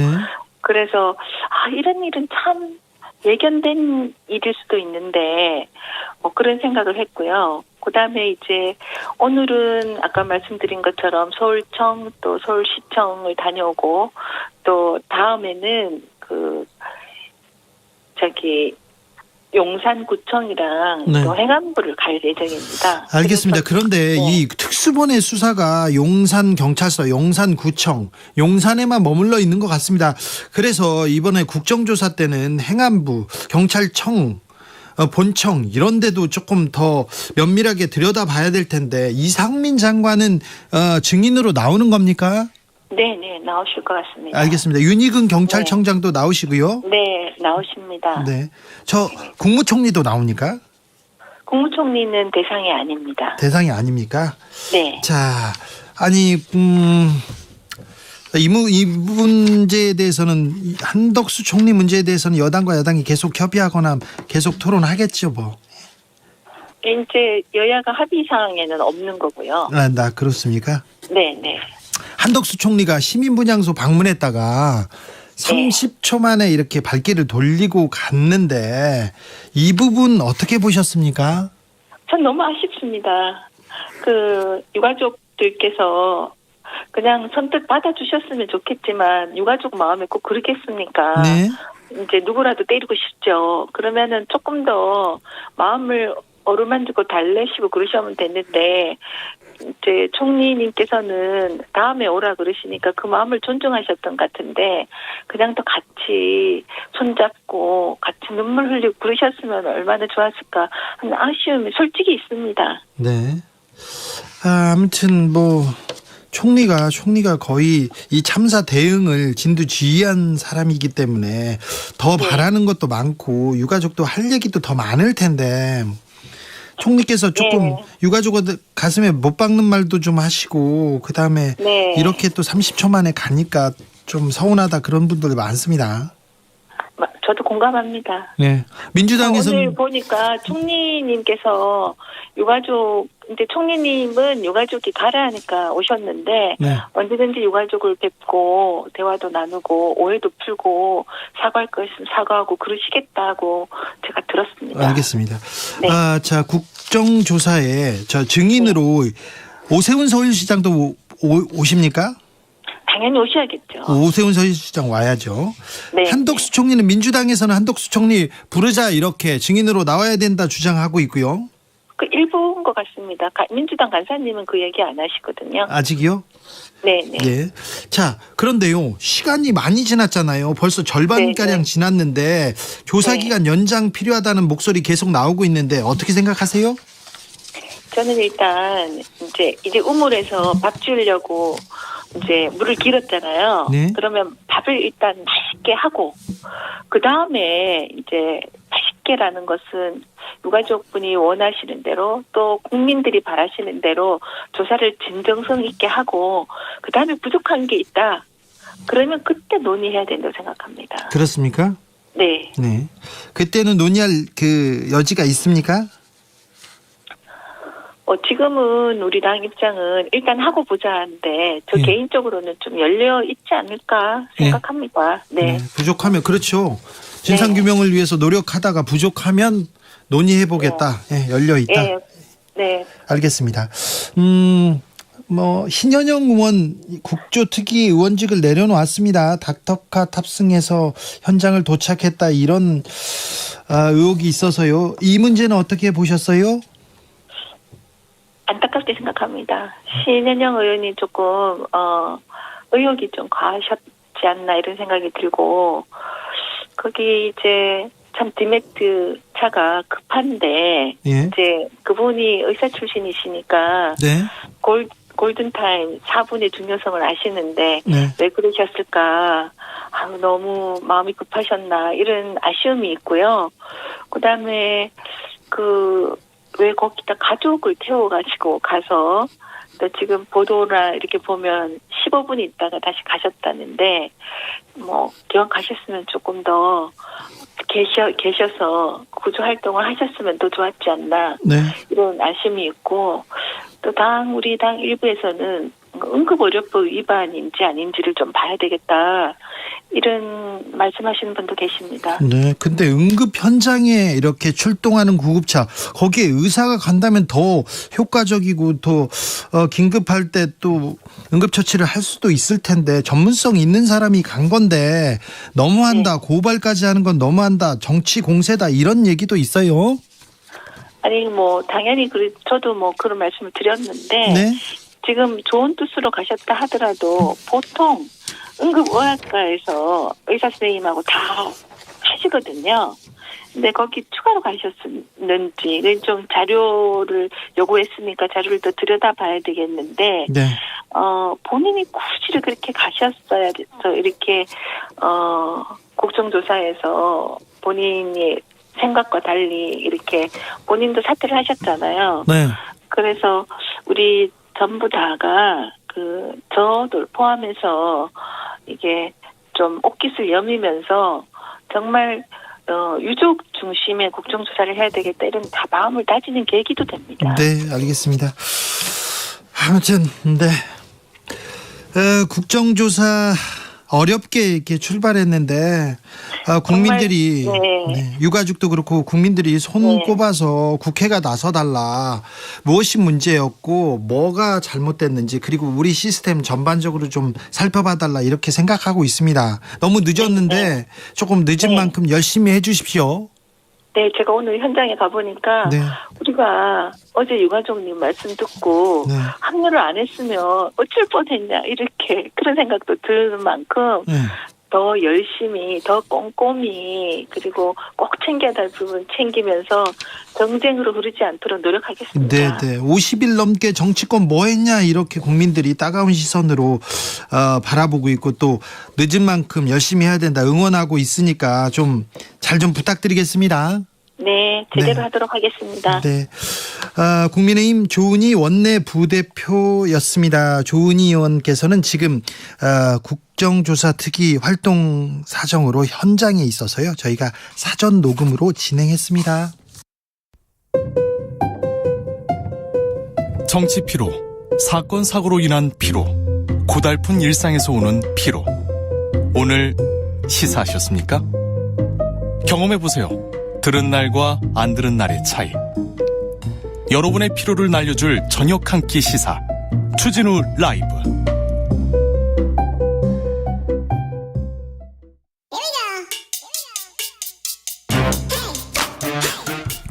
뉴스를 향한 과학적 고민, 과학가의 수다. 추진우 라이브가 임명한 과학 선생님입니다. 과학 커뮤니케이터 이선호 엑소쌤 어서 오세요. 네, 반갑습니다. 과학 커뮤니케이터 엑소 이선호라고 합니다. 근데 선생님은 의대 나와가지고 의사 되고 그러면 어떻게 보면 편하고 안정된 보수 이런 거 다 이렇게 보장돼 있는데 왜 이렇게 과학 커뮤니케이터 캐릭터로 이렇게 활동하세요? 사실은 제가 예전에 그런 의대 갈 기회도 있었고, 그리고 뭐 그 대학원 시절에는 뭐 네. 의사 코스는 아니었고 의과학과라 그래서 이제 네. 과학자 가는 코스였는데, 과학 커뮤니케이터가 된 이유는 단 하나예요.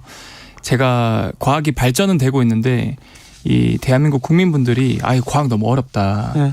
그리고 과학자분들이 쓰는 용어나 이런 것들이 너무 어려운 용어들이 많은 거예요. 예. 그래서 기술은 발전하는데 그런 것들에 대해서 제대로 된 정보 전달이 안 되다 보니까 네. 이게 간극이 너무 심해지는 건 아닌 것 같다 싶어서 네. 징검다리 역할을 해주는 네. 과학 커뮤니케이터로서 활동을 해야 되겠다 이런 생각을 했습니다. 알겠습니다. 우리 과학 선생님한테 물어보면요, 야 외워 이렇게 얘기 많이 하셨거든요. 네.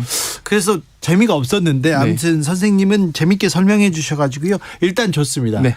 일단 선생님이 과학에 대해서 설명하자면 흥미가 생깁니다. 감사합니다. 매우 좋은 선생님입니다. 네. 자, 오늘 어떤 수업 준비하셨습니까? 오늘은 여러분들이 또 해가 이제 짧아지고 네.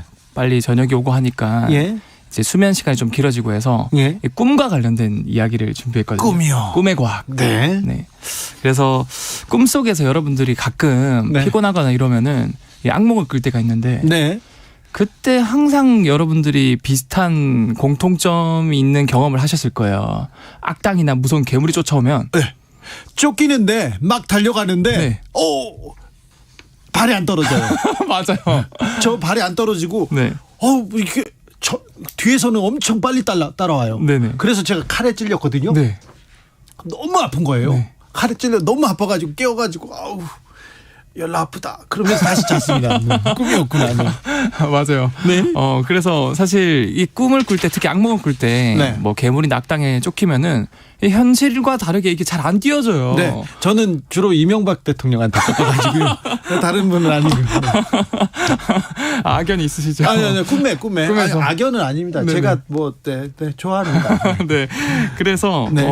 이제 제가 드리고 싶은 말씀은 왜 이게 꿈에서는 잘 안 달려질까? 그래요? 뭔가 물 속에서 뛰는 느낌이 들까? 네네. 이게 과학적으로도 밝혀졌는데. 저는 슬로우 모션이에요. 과학적으로 밝혔다고요? 네, 이게 밝혀졌어요. 밝혀졌어요? 연구 내용들이. 네. 그래서 제가 여기 시청자분들한테 그 질문을 하나 드려볼게요. 네. 그 여러분들이 지금 자리에 앉아서 네. 아무것도 하지 말고 네. 아무 생각도 하지 말고 네. 가만히 그냥 누워 있거나 앉아보세요. 이제 운전하시는 분들은 당연히 운전 집중하셔야 되고요. 네. 자, 이렇게 아무것도 지금 안 하고 있죠. 네. 뭐 심지어 이제 잠에 빠졌다. 네. 이때 우리 뇌나 몸은 아무 일을 안 할까요? 아니면 일을 열심히 하고 있을까요? 조금 덜 하고 있지 않을까요? 좀 덜하긴 하죠. 네. 근데 이 상황에서조차도 엄청나게 많은 일들을 하고 있거든요. 그래요? 네. 그래서 우리가 가만히 있을 때 아무것도 안 하는 것 같지만 네. 끊임없이 주변 다양한 물리적 환경들에 노출이 되어 있고, 이런 환경들로 오는 다양한 정보를 눈으로 보고, 코로 냄새를 맡고, 네. 귀로 듣고, 네. 또 손발로 느끼고, 네. 뭐 몸의 균형을 잡아주거나, 뭐 심장 박동을 해주거나, 체온을 유지해주거나, 제가 나열하지 않았지만 셀 수 없이 바쁘네요. 많은 만큼 많은 정보들을 뇌가 받아들이고 복합적으로 처리한 후에 적절하게 외부에 대응을 한다는 거예요. 그래요? 네. 가만히 있기만 해도 네. 엄청난 에너지가 쓰입니다. 그래서 네. 우리가 먹는 음식의 약 20에서 30%는 뇌에서 다 쓰거든요. 네. 이 작은 뇌에서. 네. 그만큼 뇌는 실시간으로 엄청난 정보를 받아들이는데, 특히 예를 들어서 우리가 꿈인지 현실인지 분간할 때 어떻게 합니까? 꼬집어 보잖아요. 네. 그런 것조차도 사실은 우리가 외부의 감각을 통해서 꿈인지 현실인지 분간을 할 수도 있거든요. 네. 그런데 우리가 꿈속에서 대부분의 감각기관은 휴식을 취하고 있거든요. 예. 특히 이제 수면 단계에도 렘 수면이라고 들어보셨나요? 못 들어봤습니다. 못 들었습니까? 렘 수면은 우리가 이제 꿈을 꾸는 수면이 있거든요. 네. 가장 얕은 수면이에요. 그래요? 네. 꿈을 꾸면 얕게 자는 겁니까? 깊게 자는 거 아닙니까? 제일 얕게 자는 거예요. 그렇구나. 그래서 얕은 수면, 깊은 수면, 이거보다 더 얕은 렘 수면이라는 게 있는데, 네. 그 렘 수면의 꿈을 꾸는데 이때 가장 대표적인 특징이 근육, 근긴장도가 저하가 돼 있어요. 예. 그러니까 몸을 못 움직인다는 뜻이거든요. 네. 그래서 자다가 이제 근긴장도가 굉장히 많이 떨어져 있는데, 그런 상황에서 우리가 악몽을 꾸면 이제 도망가야 되는데 근육은 쉬고 있고 머리만 인지하고 있는 상황인 거예요. 네. 그러니까 근육을 못 움직이는 상황인 거거든요. 네. 잠을 자는 동안. 네. 그러니까 이제 꿈에서도 뭔가 잘 안 움직여지는 것 같고, 네. 심지어 현실에서는 우리가 직접 보고 듣고 느끼고 뭔가 만져보고 이걸 직접 느끼면서 대처를 하잖아요. 예. 근데 꿈에서는 사실 직접 느끼고 만지는 게 아니고 뇌에서 이거를 예측하면서 하는 거다 보니까 100% 정확한 정보가 못 오니까 이 꿈에서 어눌하게 달릴 수밖에 없는 거예요. 아, 그래요? 네. 저 가위 눌리는 건 어떤 현상입니까? 가위 눌리는 거는 뭐냐면 쉽게 제가 정리해드리면 이 근육을 관장하는 뇌 부위는 아까 제가 말씀드린 것처럼 이제 수면 상태, 네. 못 움직인 상태예요. 근데 이제 뇌가 실수로 의식 부분만 깨버린 거예요. 네. 그러면은 몸은 못 움직이는 상태인데 의식은 깨버렸다. 네. 그게 지금 제가 방금 말씀드린 가위가 눌리는 상황인 거죠. 아, 그래요? 네. 가위 눌릴 때 어때요? 그 주진우 DJ님께서는 딱 의식은 또렷한데 몸은 못 움직이잖아요. 아, 그런 경우가 있었는데요. 네. 한 35년 전에 그런 꿈을 한번 꿔보고는 그 다음에는 뭐 그런 꿈이 없었어요. 근데 너무 좀 당황스럽더라고요. 네네, 맞아요. 깼는데 안 움직여가지고요. 네. 결국 그것도 우리가 그 뇌의 실수입니다. 뇌가 워낙 복잡한 그 기관이다 보니까 의식이 실수로 깨어버린 거고 그 외에 다른 몸을 움직이는 부위는 그대로 수면 상태로 잠들어 있기 때문에 결과적으로 이제 내가 깼다고 착각을 하지만 몸은 지금 잠들어 있다. 그래서 이제 못 일어나는 거죠. 잠자리 바뀌면 가위 눌리는 사람 많은데 그건 또 어떤 걸까요? 그렇죠. 그것도 일종의 이제 뇌가 예민한 분들은 그런 거에 대해서 알게 모르게 스트레스를 받아요. 그러면 이제 깊게 잠들어야 되는데 깊게 못 잠들고 그것 때문에 이제 의식이 깨어버리는 경우가 가끔 있는 거죠. 알겠습니다. 네티나무님, 주디 램 수면 몰라요? 얘기하면서 레피드 아이 무브먼트 알리엠 몰라요? 이야. 죄송합니다. 잘 몰랐어요. 그래서 램 수면 자체가 Rapid Eye Movement라 그래서 그런 분들이 이제 얕은 잠을 자고 있을 때 눈꺼풀을 살짝 들어보면은 눈이 왔다 갔다 계속해요. 그렇습니까? 네, 왔다 갔다. 저는 잠에 대해서는 별로 관심이 없어요. 푹 주무시나 보네요. 아니요. 잠을 못 자잖아요. 하루 이틀 못 자면 막 다른 분들은 잠 못 자서 너무 힘들어요 그러는데 그럼 내일 자지 그렇게 생각하거든요. 저는 잠이 올 때까지 뭔가를 해요. 그냥. 그래가지고 뭐 그런 생각이 없습니다. 오히려 약간 좀 털털하신 성격이신가 보네요. 예. 잠 안 오면 뭐 다른 거 하면 되잖아요. 근데 잠이 굉장히 중요한 게 여러분들이 제가 아까 말씀드린 것처럼 이 뇌가 굉장히 많은 에너지를 쓰거든요. 그 말은 많은 영양분을 먹고 그만큼 많은 노폐물을 분비해요. 그게 낮 동안 쌓이거든요. 네, 잠을 자는 동안 우리도 이제 환경미화원 분들이 새벽에 밤에 이렇게 청소 다 해주시잖아요. 그런 것처럼 우리도 자는 동안에 이 뇌 림프 쪽이 확장되면서 물 청소를 해줘요. 그래서 노폐물이 쫙 빠지거든요. 알겠습니다. 그래서 잠을 많이 못 자면 잘 자야 되나요? 네. 8625님 중학교 들어가기 전이었어요. 꿈에서 도망가다가 더 이상 도망칠 수 없어가지고요. 오줌을 쌌던 기억이 납니다. 그렇죠. 근데요. 선생님. 몽유병은 어떤? 이 몽유병은 현상입니까? 정확하게 가위 눌림이랑 반대라고 생각하시면 돼요. 그래서 가위는 제가 말씀드린 것처럼 몸을 움직이는 부위는 그대로 잠들어 있는데 뇌가 이제 의식을 관장하는 부위가 깨버린 거잖아요. 근데 몽유병은 의식이 잠들어 있는데 이제 근육을 조절하는 움직이는 부위가 깨버린 거예요. 그래서 의식 없이 얘라기보다 이제 몽유병에 걸린 분들이 의식 없이 그냥 움직이거든요. 그래서 이제 몽유병의 가장 대표적인 특징이 우리 몸이 익숙한 습관화되어 있는 장소에 자주 가요. 그래서 몽유병 환자분들을 주로 보면은 주로 어디에 서 있냐면 냉장고 앞에 서 있거나 또는 화장실 앞에 서 있거나. 근데 이게 약간 뭔가 귀신 들린 거나 무섭다고 생각할 수 있겠지만 그냥 과학적으로 봤을 때 그냥 의식 부분은 그대로 잠들어 있고 몸을 움직이는 부위가 깨버려가지고 우리 몸이 익숙했던 장소로 움직이는 거다. 그렇게 생각하시면 될 것 같아요. 어떤 약 수면제 먹고 이렇게 돌아다니는 거 있는데 그거는 조금 다른 지금 다른 현상일 것 같은데요. 그렇죠.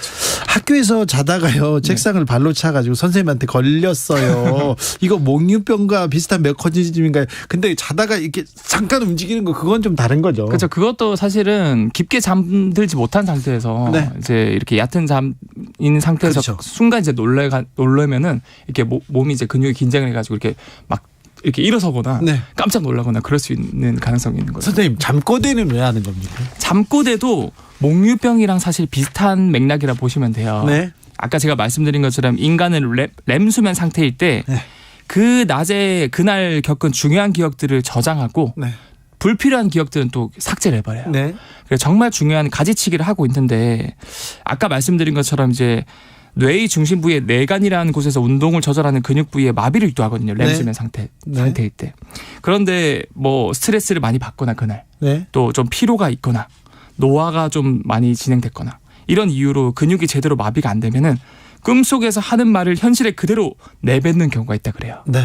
그게 바로 잠꼬대고 생각보다 많은 분들 전 세계적으로 조사해 보니까 이 잠꼬대를 하는 분들이 전체 성인의 5% 정도가 잠꼬대를 한다라고 하더라고요. 어떤 친구는요 잠꼬대 하다가 얘기를 하면 제가 대답하면요 거기에다 또 대답하죠. 네. 근데 모르더라고요. 맞아, 기억 못하죠. 네, 박성현님께서 근데요 아침에 깨면 밤새 꾼 꿈 기억이 없는 거는요 네. 깊이 잠들어서 그런 건가요 물어보던데 어떤 꿈은 생생히 남는데 어떤 꿈은 하나도 기억이 안 나요? 원래 대부분 여러분들이 꿈을 꾸는 과정 자체가 아까 말씀드린 것처럼 그 전날 겪었던 기억들을 이제 정리하고 가지치기 하는 과정 속에서 꿈을 꾸는 건데 그게 대개는 결국에는 필요 없는 정보들이기 때문에 뇌에서 빨리 잊으려고 그래요. 네. 그래서 대개는 꿈을 꿨을 때 대부분 다 까먹는데 네. 우리가 꿈을 꾸는 단계, 렘수면 단계에서 깨버리면 그 꿈을 잘 기억할 수 있지만 네. 그 얕은 잠에서 다시 깊은 잠으로 넘어가는 패턴이 사이클이 돌거든요. 네. 근데 깊은 잠으로 넘어가 버리면은 그 렘수면 상태에서 꿨던 꿈들은 쉽게 까먹는다라고 네. 생각하시면 될 것 같아요. 어떤 사람은요 밤마다 이렇게 좀 로맨틱한 꿈을 꿔요. 맨날 네. 꿈을 꾸면 네. 제 얘기는 아닙니다. 네. 제 친구 얘기인데 밤마다 그런 꿈을 꾸는 사람은 그날 그런 일이 있었던 것도 아닌데. 그렇죠. 그리고 그건 어떻게 된 거예요? 결국은 인간의 이제 기본적 욕구들 있지 않습니까? 제 얘기 아니라니까요. 선생님. 근데 왜 얼굴이 빨개지시고. 그래서요? 네. 그러니까 그런 욕구가 충족이 안 됐을 때 그게 꿈에 반영된다라는 분들도 있고 예전에 뭐 심리학자 프로이트 융에서도 그런 꿈이 자신의 뭐 이상이나 그런 가치관이 반영된다라는 얘기도 있기 때문에 네. 사실 아직 뇌과학적으로 꿈이 정확히 어떤 메커니즘에 꾸는지 이런 것도 100% 밝혀질 건 아니에요. 알겠습니다. 어느 정도 욕망을 반영한다. 라고 생각하시면 알겠습니다. 범선이님께서 저는요 왜 꿈에서도 일을 할까요? 저는 꿈에서 막 쫓습니다. 누군가를 막 쫓는데요. 요즘은 막 계속 쫓깁니다. 많은 스트레스를 받고 계시나 보네요. 엑소쌤 이선호 선생님이었습니다. 감사합니다. 네, 감사합니다. 교통정보센터 다녀올까요? 오수미 씨. 네, 시각 교통정보입니다. 오늘 눈이 내린 탓에 차를 두고 나오신 분들이 많아서 정체나 교통량은 많진 않습니다. 다만 사고 소식은 적지 않아서 각별한 주의를 기울여 주셔야겠는데요. 서울 양양고속도로 서울 방향으로 춘천 분기점 부근 2차로와 갓길에 걸쳐 소형 화물차에 불이 나는 사고가 발생했습니다. 현재 화재 진압을 하고 있고요. 부근에서 잠시 속도가 떨어지니까 조심히 이동을 해주셔야겠습니다. 서해안고속도로 서울 쪽으로는 매송에서 용담터널까지 천천히 지나가고 일직분기점에서 금천까지도 정체입니다. 반대 목포 쪽으로도 금천과 목감에서 각각 더딘 흐름 이어지고 있습니다. 수도권 제1순환고속도로는 송내를 지날 때만 양방향에서 속도가 안 나고 있고요. 경인고속도로 서울 쪽으로는 서인천에서 부평, 부천에서 신월 쪽으로 밀리고 있고 반대 인천 방향으로도 부평에서 서인천 사이로 3km 정체입니다. KBS 교통정보센터였습니다.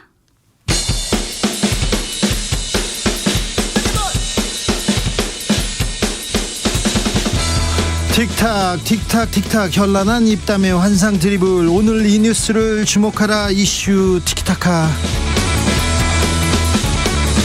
머리끝부터 발끝까지 핫이슈 더 뜨겁게 이야기 나눠봅니다. 최진봉 성공회대 교수. 네, 안녕하세요. 최진봉입니다.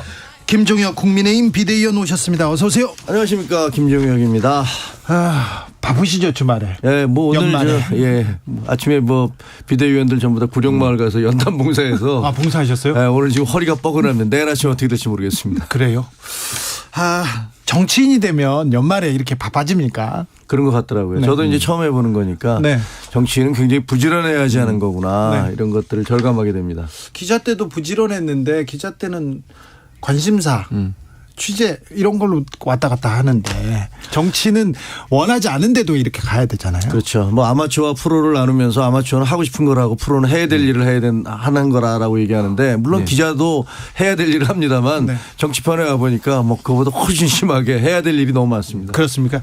최진봉 교수님은 방학했으니까 더 많이 방송에 나오시겠네요. 무슨 말씀이세요? 아닙니다. 아니에요? 네. 아니 방송에 많이 나오시죠. 방송이 다 잘려가지고. 네. 그 얘기는 하지 마요. 잘랐어요.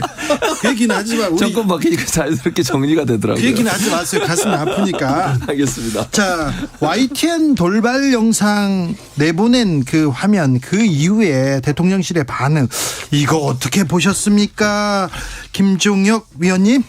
아까 뭐 주앵커님도 얘기하셨지만 이건 너무 과잉 대응하는 거 아니야? 뭐 이런 얘기를 하셨잖아요. 근데 그런 건 있는 것 같아요. 그러니까 그 대통령실에서는 저는 잘 모릅니다만 대통령실에서는 아니 왜 그 MBC도 그렇고 그다음에 YTN도 그렇고 우리를 계속 비판하는 쪽에서 그런 식의 사고를 자꾸 내는 거냐. 이건 뭔가 의도가 있는 게 아니냐. 네. 이런 식의 의심을 한 그런 어떤 의구심을 갖고 있는 것 같고요. 그다음에 제가 이제 그쪽에서 YTN의 노조 그러니까 방송 노동조합 불공정 보도 감시단이라는 게 있대요. 근데 거기서 낸 성명을 보면 아니 이게 뭔가 지금 그 돌발 영상과 무관한 부서장이 아카이브 팀에 느닷없이 녹화를 지시했다. 사전에 예행 연습을 하는 걸. 그다음에 돌발 영상팀은 녹화된 영상을 본방송 영상과 교차 편집해서 마치 대통령과 일반 패널이 사전에 각본에 맞춰서 질문과 답변을 짬짬이 했다는 의혹을 제기하면서 결국은 윤석열 정부의 국민과의 대화가 사전 연출된 쇼였다는 것을 주장하는 방향으로 몰고 갔다. 이거는 언론으로서 있을 수 없는 일 아니냐라고 YTN 내부에 비판의 성명이 나왔어요. 그런 걸 보면 이게 좀 문제가 있는 거는 분명한 거 아닌가. 뭐 그래서 분명히 사과를 했겠지만. 자, 언론학자 최진봉 교수님. 그러니까 이게 민감하게 반응할 문제는 아니라고 생각해요. 리허설은 충분히 할 수 있는 거잖아요. 그럼요. 대통령실에서 리허설 할 수 있는 거니까. 어디든지 하잖아요. 그러니까 그걸 찍어서 예를 들어서 리허설했던 장면과 뭐 본행사했던 장면을 비교한다고 한들 그게 뭐 크게 문제라고 저는 보지 않아요. 그리고 이게 뭐 김 의원도 잘 아시겠지만 이 돌발 영상이라고 하는 그 컨텐츠가 갖고 있는 특징이 그 행사 전후나 풍자 이런 걸 얘기하는 거잖아요. 그러니까 그 전에 사전에 이런 일이 있었다. 그런데 실제 행사할 땐 이렇게 됐다라고 하는 것을 비교해서 보여주는 것 자체로 크게 문제라고 보지 않는데 이걸 왜 문제를 키우는지 모르겠어요. 아니 그러니까 그게 전체적인 톤이 야 이런 식으로 사전에 다 짜고 하는 거거든. 이라는 뉘앙스를 주기 위한 것 아니냐. 그렇다면 이것은 모든 방송이 다 문재인 대통령도 다 했던 뭐 저희도 방송 나가면은 그 큰 방송 나가면 사전에 이렇게 준비하잖아요. 그 리허설을 찍는 경우는 없어요. 그 리허설이 뭐 본방송에 나갈 것도 아닌데. 근데 그거를 일부러 찍어서 마치 본방송하고 교차 편집을 해서 야 요렇게 짜고서 요렇게 대답을 했거든. 이런 식의 느낌을 주는 것은 분명히 뭔가 이건 정확한 보도는 아닌 거고. 그러니까 YTN도 바로 이 지적이 나오자마자 뭐 사과를 하면서 이건 뭐 저희가 조사위원회를 만들겠다 이런 얘기까지 나온 거 아닙니까? 아니 그러니까 현실을 예를 들어서 없는 걸 찍는 게 아니고 있었던 일을 찍은 거잖아요. 그게 예를 들어서 그러니까 본 방송이 돌발 영상이라고 하고 있는 아까 말씀 풍자나 아니면 막전 막후의 얘기들을 주로 담는 거예요. 예를 들면 행사하기 전이나 행사한 뒤나 이런 것들을 주로 다뤄서 계속 얘기를 보여줬던 그런 영상이기 때문에 사실은 리허설 장면에 이런 일이 있었다라고 보여주는 것이 크게 문제라고 저는 보지 않는데 왜 이걸 의도적으로 했다고 얘기하는지 잘 모르겠어요. 그런데 왜 다른 쪽에서는 한 번도 안 하다가 그 왜 윤석열 대통령 행사 때만 그걸 하는 거냐 이거죠. 다른 경우에는 한 적이 없잖아요. 교수님 저는 이게 이해가 안 돼요. 대통령실이나 뭐 국민의힘에서 뭐 의혹을 제기하고 이렇게 반발하고 논란을 만드는 것도 그럴 수 있다고 보는데 왜 YTN에서 즉각 사과하고 징계위원회를 꾸렸을까요? 돌발 영상은 그런 거 만드는 데 아닙니까? 그렇죠. 그러니까 돌발 영상이란 게 약간 그 뭐랄까요. 숨기고 싶은 얘기들을 드러내는 그런 얘기들을 주로 찍어서 보도하는 보도라고 보기도 어렵지 사실. 왜냐면요. 이게 본 방송의 어떤 그 정규 편성 프로그램의 내용에 포함된 내용이 아닌 내용들을 주로 다루는 거잖아요. 근데 이거를 왜 YTN이 이랬을까? 저는 개인적으로 생각이 YTN 같은 경우에 지금 오늘도 이제 마사회 이사회에서 그 주식 팔기로 했잖아요. 네. 민영화하는데 그런 부분과 연계되어 있는 게 아닌가 하는 생각이 들어요. 그러니까 YTN 민영화에 윤석열 정부가 드라이브를 거니까 YTN 입장에서는 좀 눈치를 보는 게 아닌가. 그래서 저는 YTN에서 이렇게 나오는 건 좀 이해가 안 돼요. 뭐 대통령실에서 그렇게 그러게요. 얘기하는 건 이해가 어느 정도 되는데 그렇죠.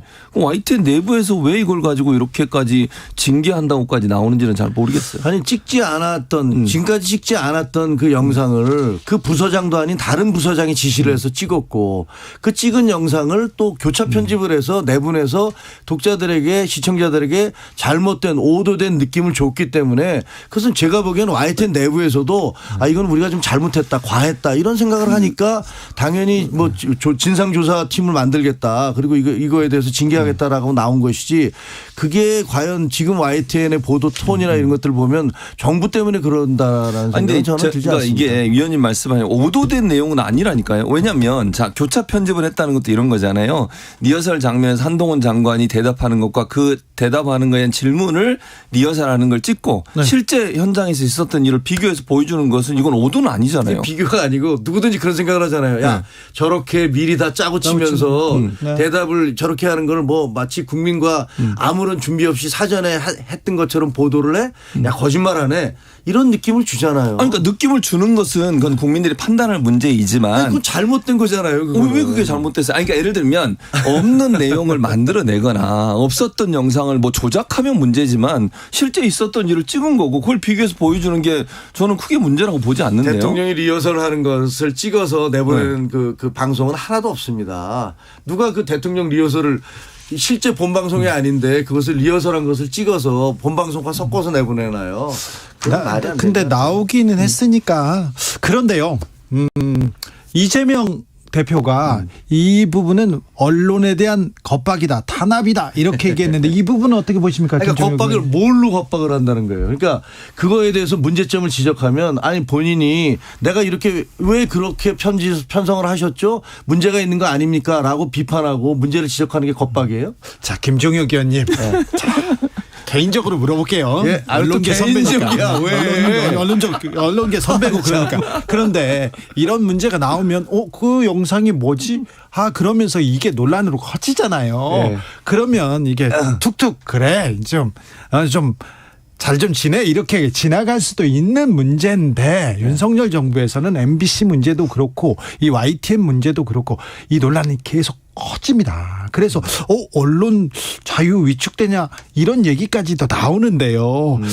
저는 이번에 제일 좋은 거야 지금 우리 주 앵커가 얘기하신 대로 서로들 이해하고 또 제가 잘못했습니다 미안해요 이렇게 얘기하고 그래 다음부터는 그러지 마 이러면서 이렇게 넘어가는 게 제일 좋겠지만 사실은 지금 현재 언론 환경이 솔직하게 얘기하면 그 정부 여당에서 특정 언론사에 대해서 굉장히 의도적으로 우리를 공격하고 폄훼하고 있다라는 그런 생각을 하고 있는 게 사실이에요. 지금 윤석열 정부가 그렇게 생각하고 있죠. 아니 저희도 그렇게 생각합니다. 그리고 저도 국민의힘의 어떤 지도부의 일원이기 때문에 저도 그렇게 생각합니다. MBC의 보도나 YTN의 보도가 이것이 과연 실수일까 아니면 의도적인 것일까에 대해서 상당한 의구심을 갖고 있어요. 그러니까 저는 실수라고 보지 않는다니까요. 제가 아까도 말씀드렸지만 없는 내용을 이렇게 조작을 하거나 그런 문제가 되지만 있었던 상황을 찍은 거고 그 찍은 걸 비교해서 보여주는 것 자체가 국민들에게 판단할 수 있는 기회를 주기 때문에 그거 자체가 문제라고 저는 보질 않아요. 기본적으로. 아니 그럼 미리 얘기를 해야죠. 이거 어떻게. 우리는 교체 편집을 했습니다.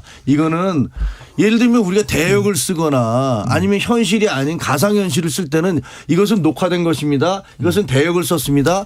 이렇게 알려주고 얘기를 해야죠. 아니 그건 누가 봐도 리허설이라는 걸 알죠. 그러니까 리허설하는 장면과 현장에서 있었던 장면을 비교해서 보여주는 것은 찍은 걸 그대로 보여준 거잖아요. 그거 자체가 최 무슨 교수님 생각이 그렇고 일반 국민들은 그렇게 생각하지 않으실 것 같습니다. 자, 두 분한테 물어볼 게 많습니다. 여기까지 하고요. 1장은 2장으로 갑니다. 알겠습니다. 감사원에서 문재인 정부의 집값 고용, 이 경제 지표의 핵심 지표들을 고의로 왜곡했다 이런 의혹 감사 시작했는데 요거 어떻게 봐야 됩니까, 최준봉 교수님? 저는 일단 이건 통계 전문가들의 분석이 필요하다고 생각해요. 예. 그러니까 지금 감사원이 마치 이제 문제가 있는 것처럼 이렇게 얘기를 하는데 물론 이제 조사를 하고 있으니까 결과가 나오겠죠. 결과가 나오지는 않았습니다. 아직. 네, 아직 나오진 않은 상태에 나올 텐데 이제 지난번에 그 소득 주도 성장 이 문제 관련해서 표본이 이제 바뀌었다 이런 얘기를 했어요. 그러면서 조작이라는 얘기를 하고 있는데 조사를 해보면 2017년, 2018년에 약간 차이가 있었어요. 근데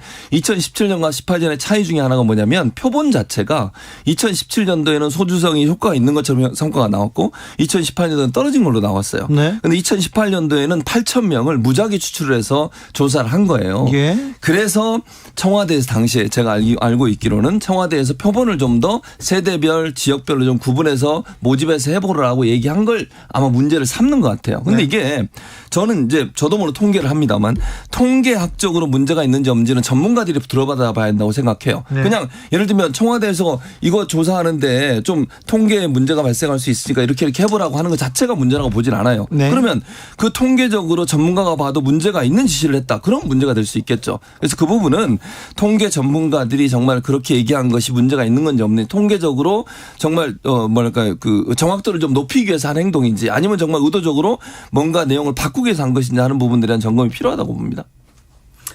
아니 저는 뭐 그 최 교수님 말씀대로 그 감사원에서 정확한 결과가 나와야지 그 진상을 알 수 있을 것 같고요. 그래서 지금 뭐 주장하기는 일단 보도가 된 거잖아요. 언론이 취재를 해서 보도한 거기 때문에 그 보도 내용과 감사원의 조사 실질 조사 내용이 얼마나 일치하는지를 잘 알 수가 없어서 네. 말씀드리기가 좀 조심스러운데 사실 결과를 놓고 얘기해야 되는데 너무 많이 우리가 먼저 뭐 쏟아져요. 미리 진행 중인데 그걸 막 얘기하는 게 좀 지난번에 그래요. 김종혁 의원이 지적했듯이 수사 결과가 나오기도 전에 이미 그렇죠. 뭐 이렇게 얘기하는 건 좀 부적절한데도 우리가 얘기했는데 이것도 마찬가지입니다. 사실 그렇습니다. 어느 정도 결과 가닥이 잡힌 걸 가지고 얘기해야 되는데 아무튼 계속 나옵니다. 보도 나온 건 그런데 네. JTBC가 계속 몇 차례 보도를 했던 걸로 알고 있는데요. 근데 저는 그런 생각은 들어요. 그때 당시에 집값이 정말 어마어마하게 올랐잖아요. 많이 올랐죠. 예, 그때 당시에 임대차 3법 그거 도입하면은 정말로 그 주택시장 난리 날 겁니다라고 얘기를 했는데도 그냥 도입을 했고 그 이후에 엄청나게 집값이 올랐는데 김현미 장관이 나와서 얼마나 올랐습니까? 그러니까 11% 올랐습니다라고 얘기해서 저도 그때 그걸 보면서 아니 저게 지금 무슨 소리야. 지금 이 주변에서 내 주변에 있는 사람들도 못 살겠다고 난리를 치고 있는데. 현실과 괴리가 너무 많았어요. 네, 그래서 그걸 보면서 분명히 저거는 말이 안 된다. 저게 만약에 저런 통계를 받았다면 저 장관은 잘못된 통계를 받은 것이고 그다음에 그 밑에 있는 사람은 거짓말하는 것일 것이다. 이렇게 생각을 했던 기억이 나요. 그래서 그것과 연관이 되어져서 소득주도 성장에 대한 것이라든가 아니면 그 5분위 가계 수입에 대한 거 상위 하위 20%씩에 대한 그 격차라든가 이런 것들이 아직은 결과가 나오지 않아서 모르겠지만 그때 김현미 장관이 얘기했던 것들을 돌이켜보면 실제로 뭔가 좀 통계가 잘못된 것들을 보고 받거나 혹은 정말 더 나쁘게 생각하면 그렇게 하라고 지시했을 가능성은 없는 거야? 이런 의구심은 갑니다. 그러니까 저는 이렇게 생각해요. 지금 말씀하신 것처럼 기본적으로 결과는 나와봐야 되고 청와대에서 만약 의견을 제시했는데 그 의견 제시가 정말 의도적으로 조작을 하라고 했으면 그건 큰 문제죠. 그거는 정말 그거는 문제가 된다고 저는 예. 보고요. 다만 통계적으로 이런 부분에 대해서 이거 정확도가 좀 떨어지면 다른 방식으로 한번 조사를 해보라고 제안을 했는 것이 전문 통계 전문가들이 봤을 때도 타당한 주장이라고 하면 저는 그 자체는 문제라고 보지 않아요. 그래서 저는 이 부분이 명확하게 밝혀져야 된다. 어떤 내용이 같고 그 내용이 통계 전문가들이 봤을 때 합리적인 주장인지 아닌지 하는 부분이 점검돼야 된다고 봅니다. 여러 조사가 있고 거기에서 또 유리한 또 통계치가 있는데 그걸 또 뽑아서 썼다면 그 정도까지는 문제가 될 수 있죠. 아니, 그 정도는 뭐 그런데 예를 들면 그거 있잖아요. 지금 보도된 거에 따르면 결과가 발표되지 않아서 모르겠는데 그렇게 틀린 통계치를 준 사람을 반대급부를 줘서 승진이라든가 다른 혜택을 줬다라는 얘기까지 나오고 있으니까 그게 뭐 보도된 내용이고 발표된 내용이 아니라서 장담할 수는 없습니다만 만약에 그게 사실이라면 그것은 뭐 요구에 의해서 거기에 맞춰서 통계 수치를 낸 게 아닌가 이렇게 의심할 수밖에 없죠. 최재성 전 청와대 정무수석은요 익숙한 패턴이다 조작물이다 이렇게 또 시작했다 이렇게 얘기하는데 이것도 결과가 나와봐야 됩니다. 지금 이것도 지켜봐야 됩니다. 김종혁 의원님, 네. 김어준 뉴스공장 어떻게 생각하십니까? 저는 사실은 잘 안 듣거든요. 네. 그래갖고 그리고 근데 그 민주당 의원들이 문재인 정부 시절에 거기 가서 성은을 입었다. 그 방송에 출연하는 것이 성은을 입었다라는 얘기를 한다고 은어로 그런다고 그래요. 아, 그래요? 네. 왜 우리 저 주앵커 방송에 나오면 성은을 입는 거 아닌가? 좀. 그럼요. 김어준 방송하고 제가 비교할 수가 없습니다. 아니 근데 어쨌든 그런 얘기들이 나오는데 사실은 저는 그 김어준 씨의 방송에 대해서 그 굉장히 좀 유감이 있어요. 어떤? 틀린 보도를 했으면 사과를 해야 되잖아요. 예를 들면 세월호에 관련해서 세월호가 고위 침몰설, 예를 들면 무슨 잠수함 충돌설, 미군 훈련하다가 뭐 미군 잠수함이 아니 그런 의혹을 제기를 했으면 그게 사실이 아닌 것으로 밝혀졌으면 공개적인 사과를 하셔야 돼요. 그리고 박근혜 대통령이 K값 상수를 조작을 해서 뭔가 의심이 간다라고 얘기를 하셨고 그걸로서 뭐 영화도 만들고 세월호의 그날 바다라는 영화도 만들고 여러 가지 영화도 만드시고 그러셨는데 그럼 그게 사실이 아닌 것으로 드러났으면 사과를 하셔야 되는데 그 이후에 페라가모 생태탕부터 시작해서 이번에도 또 이태원에서 일방통행으로 과거에는 다 일방통행을 시켰는데 이번에 일방통행을 안 시켜서 참사가 벌어졌다 이런 주장을 하셨잖아요. 그게 사실이 아니면 저 그렇게 큰 얘기를 했으면 공개적인 사과를 하셔야 된다고 생각해요.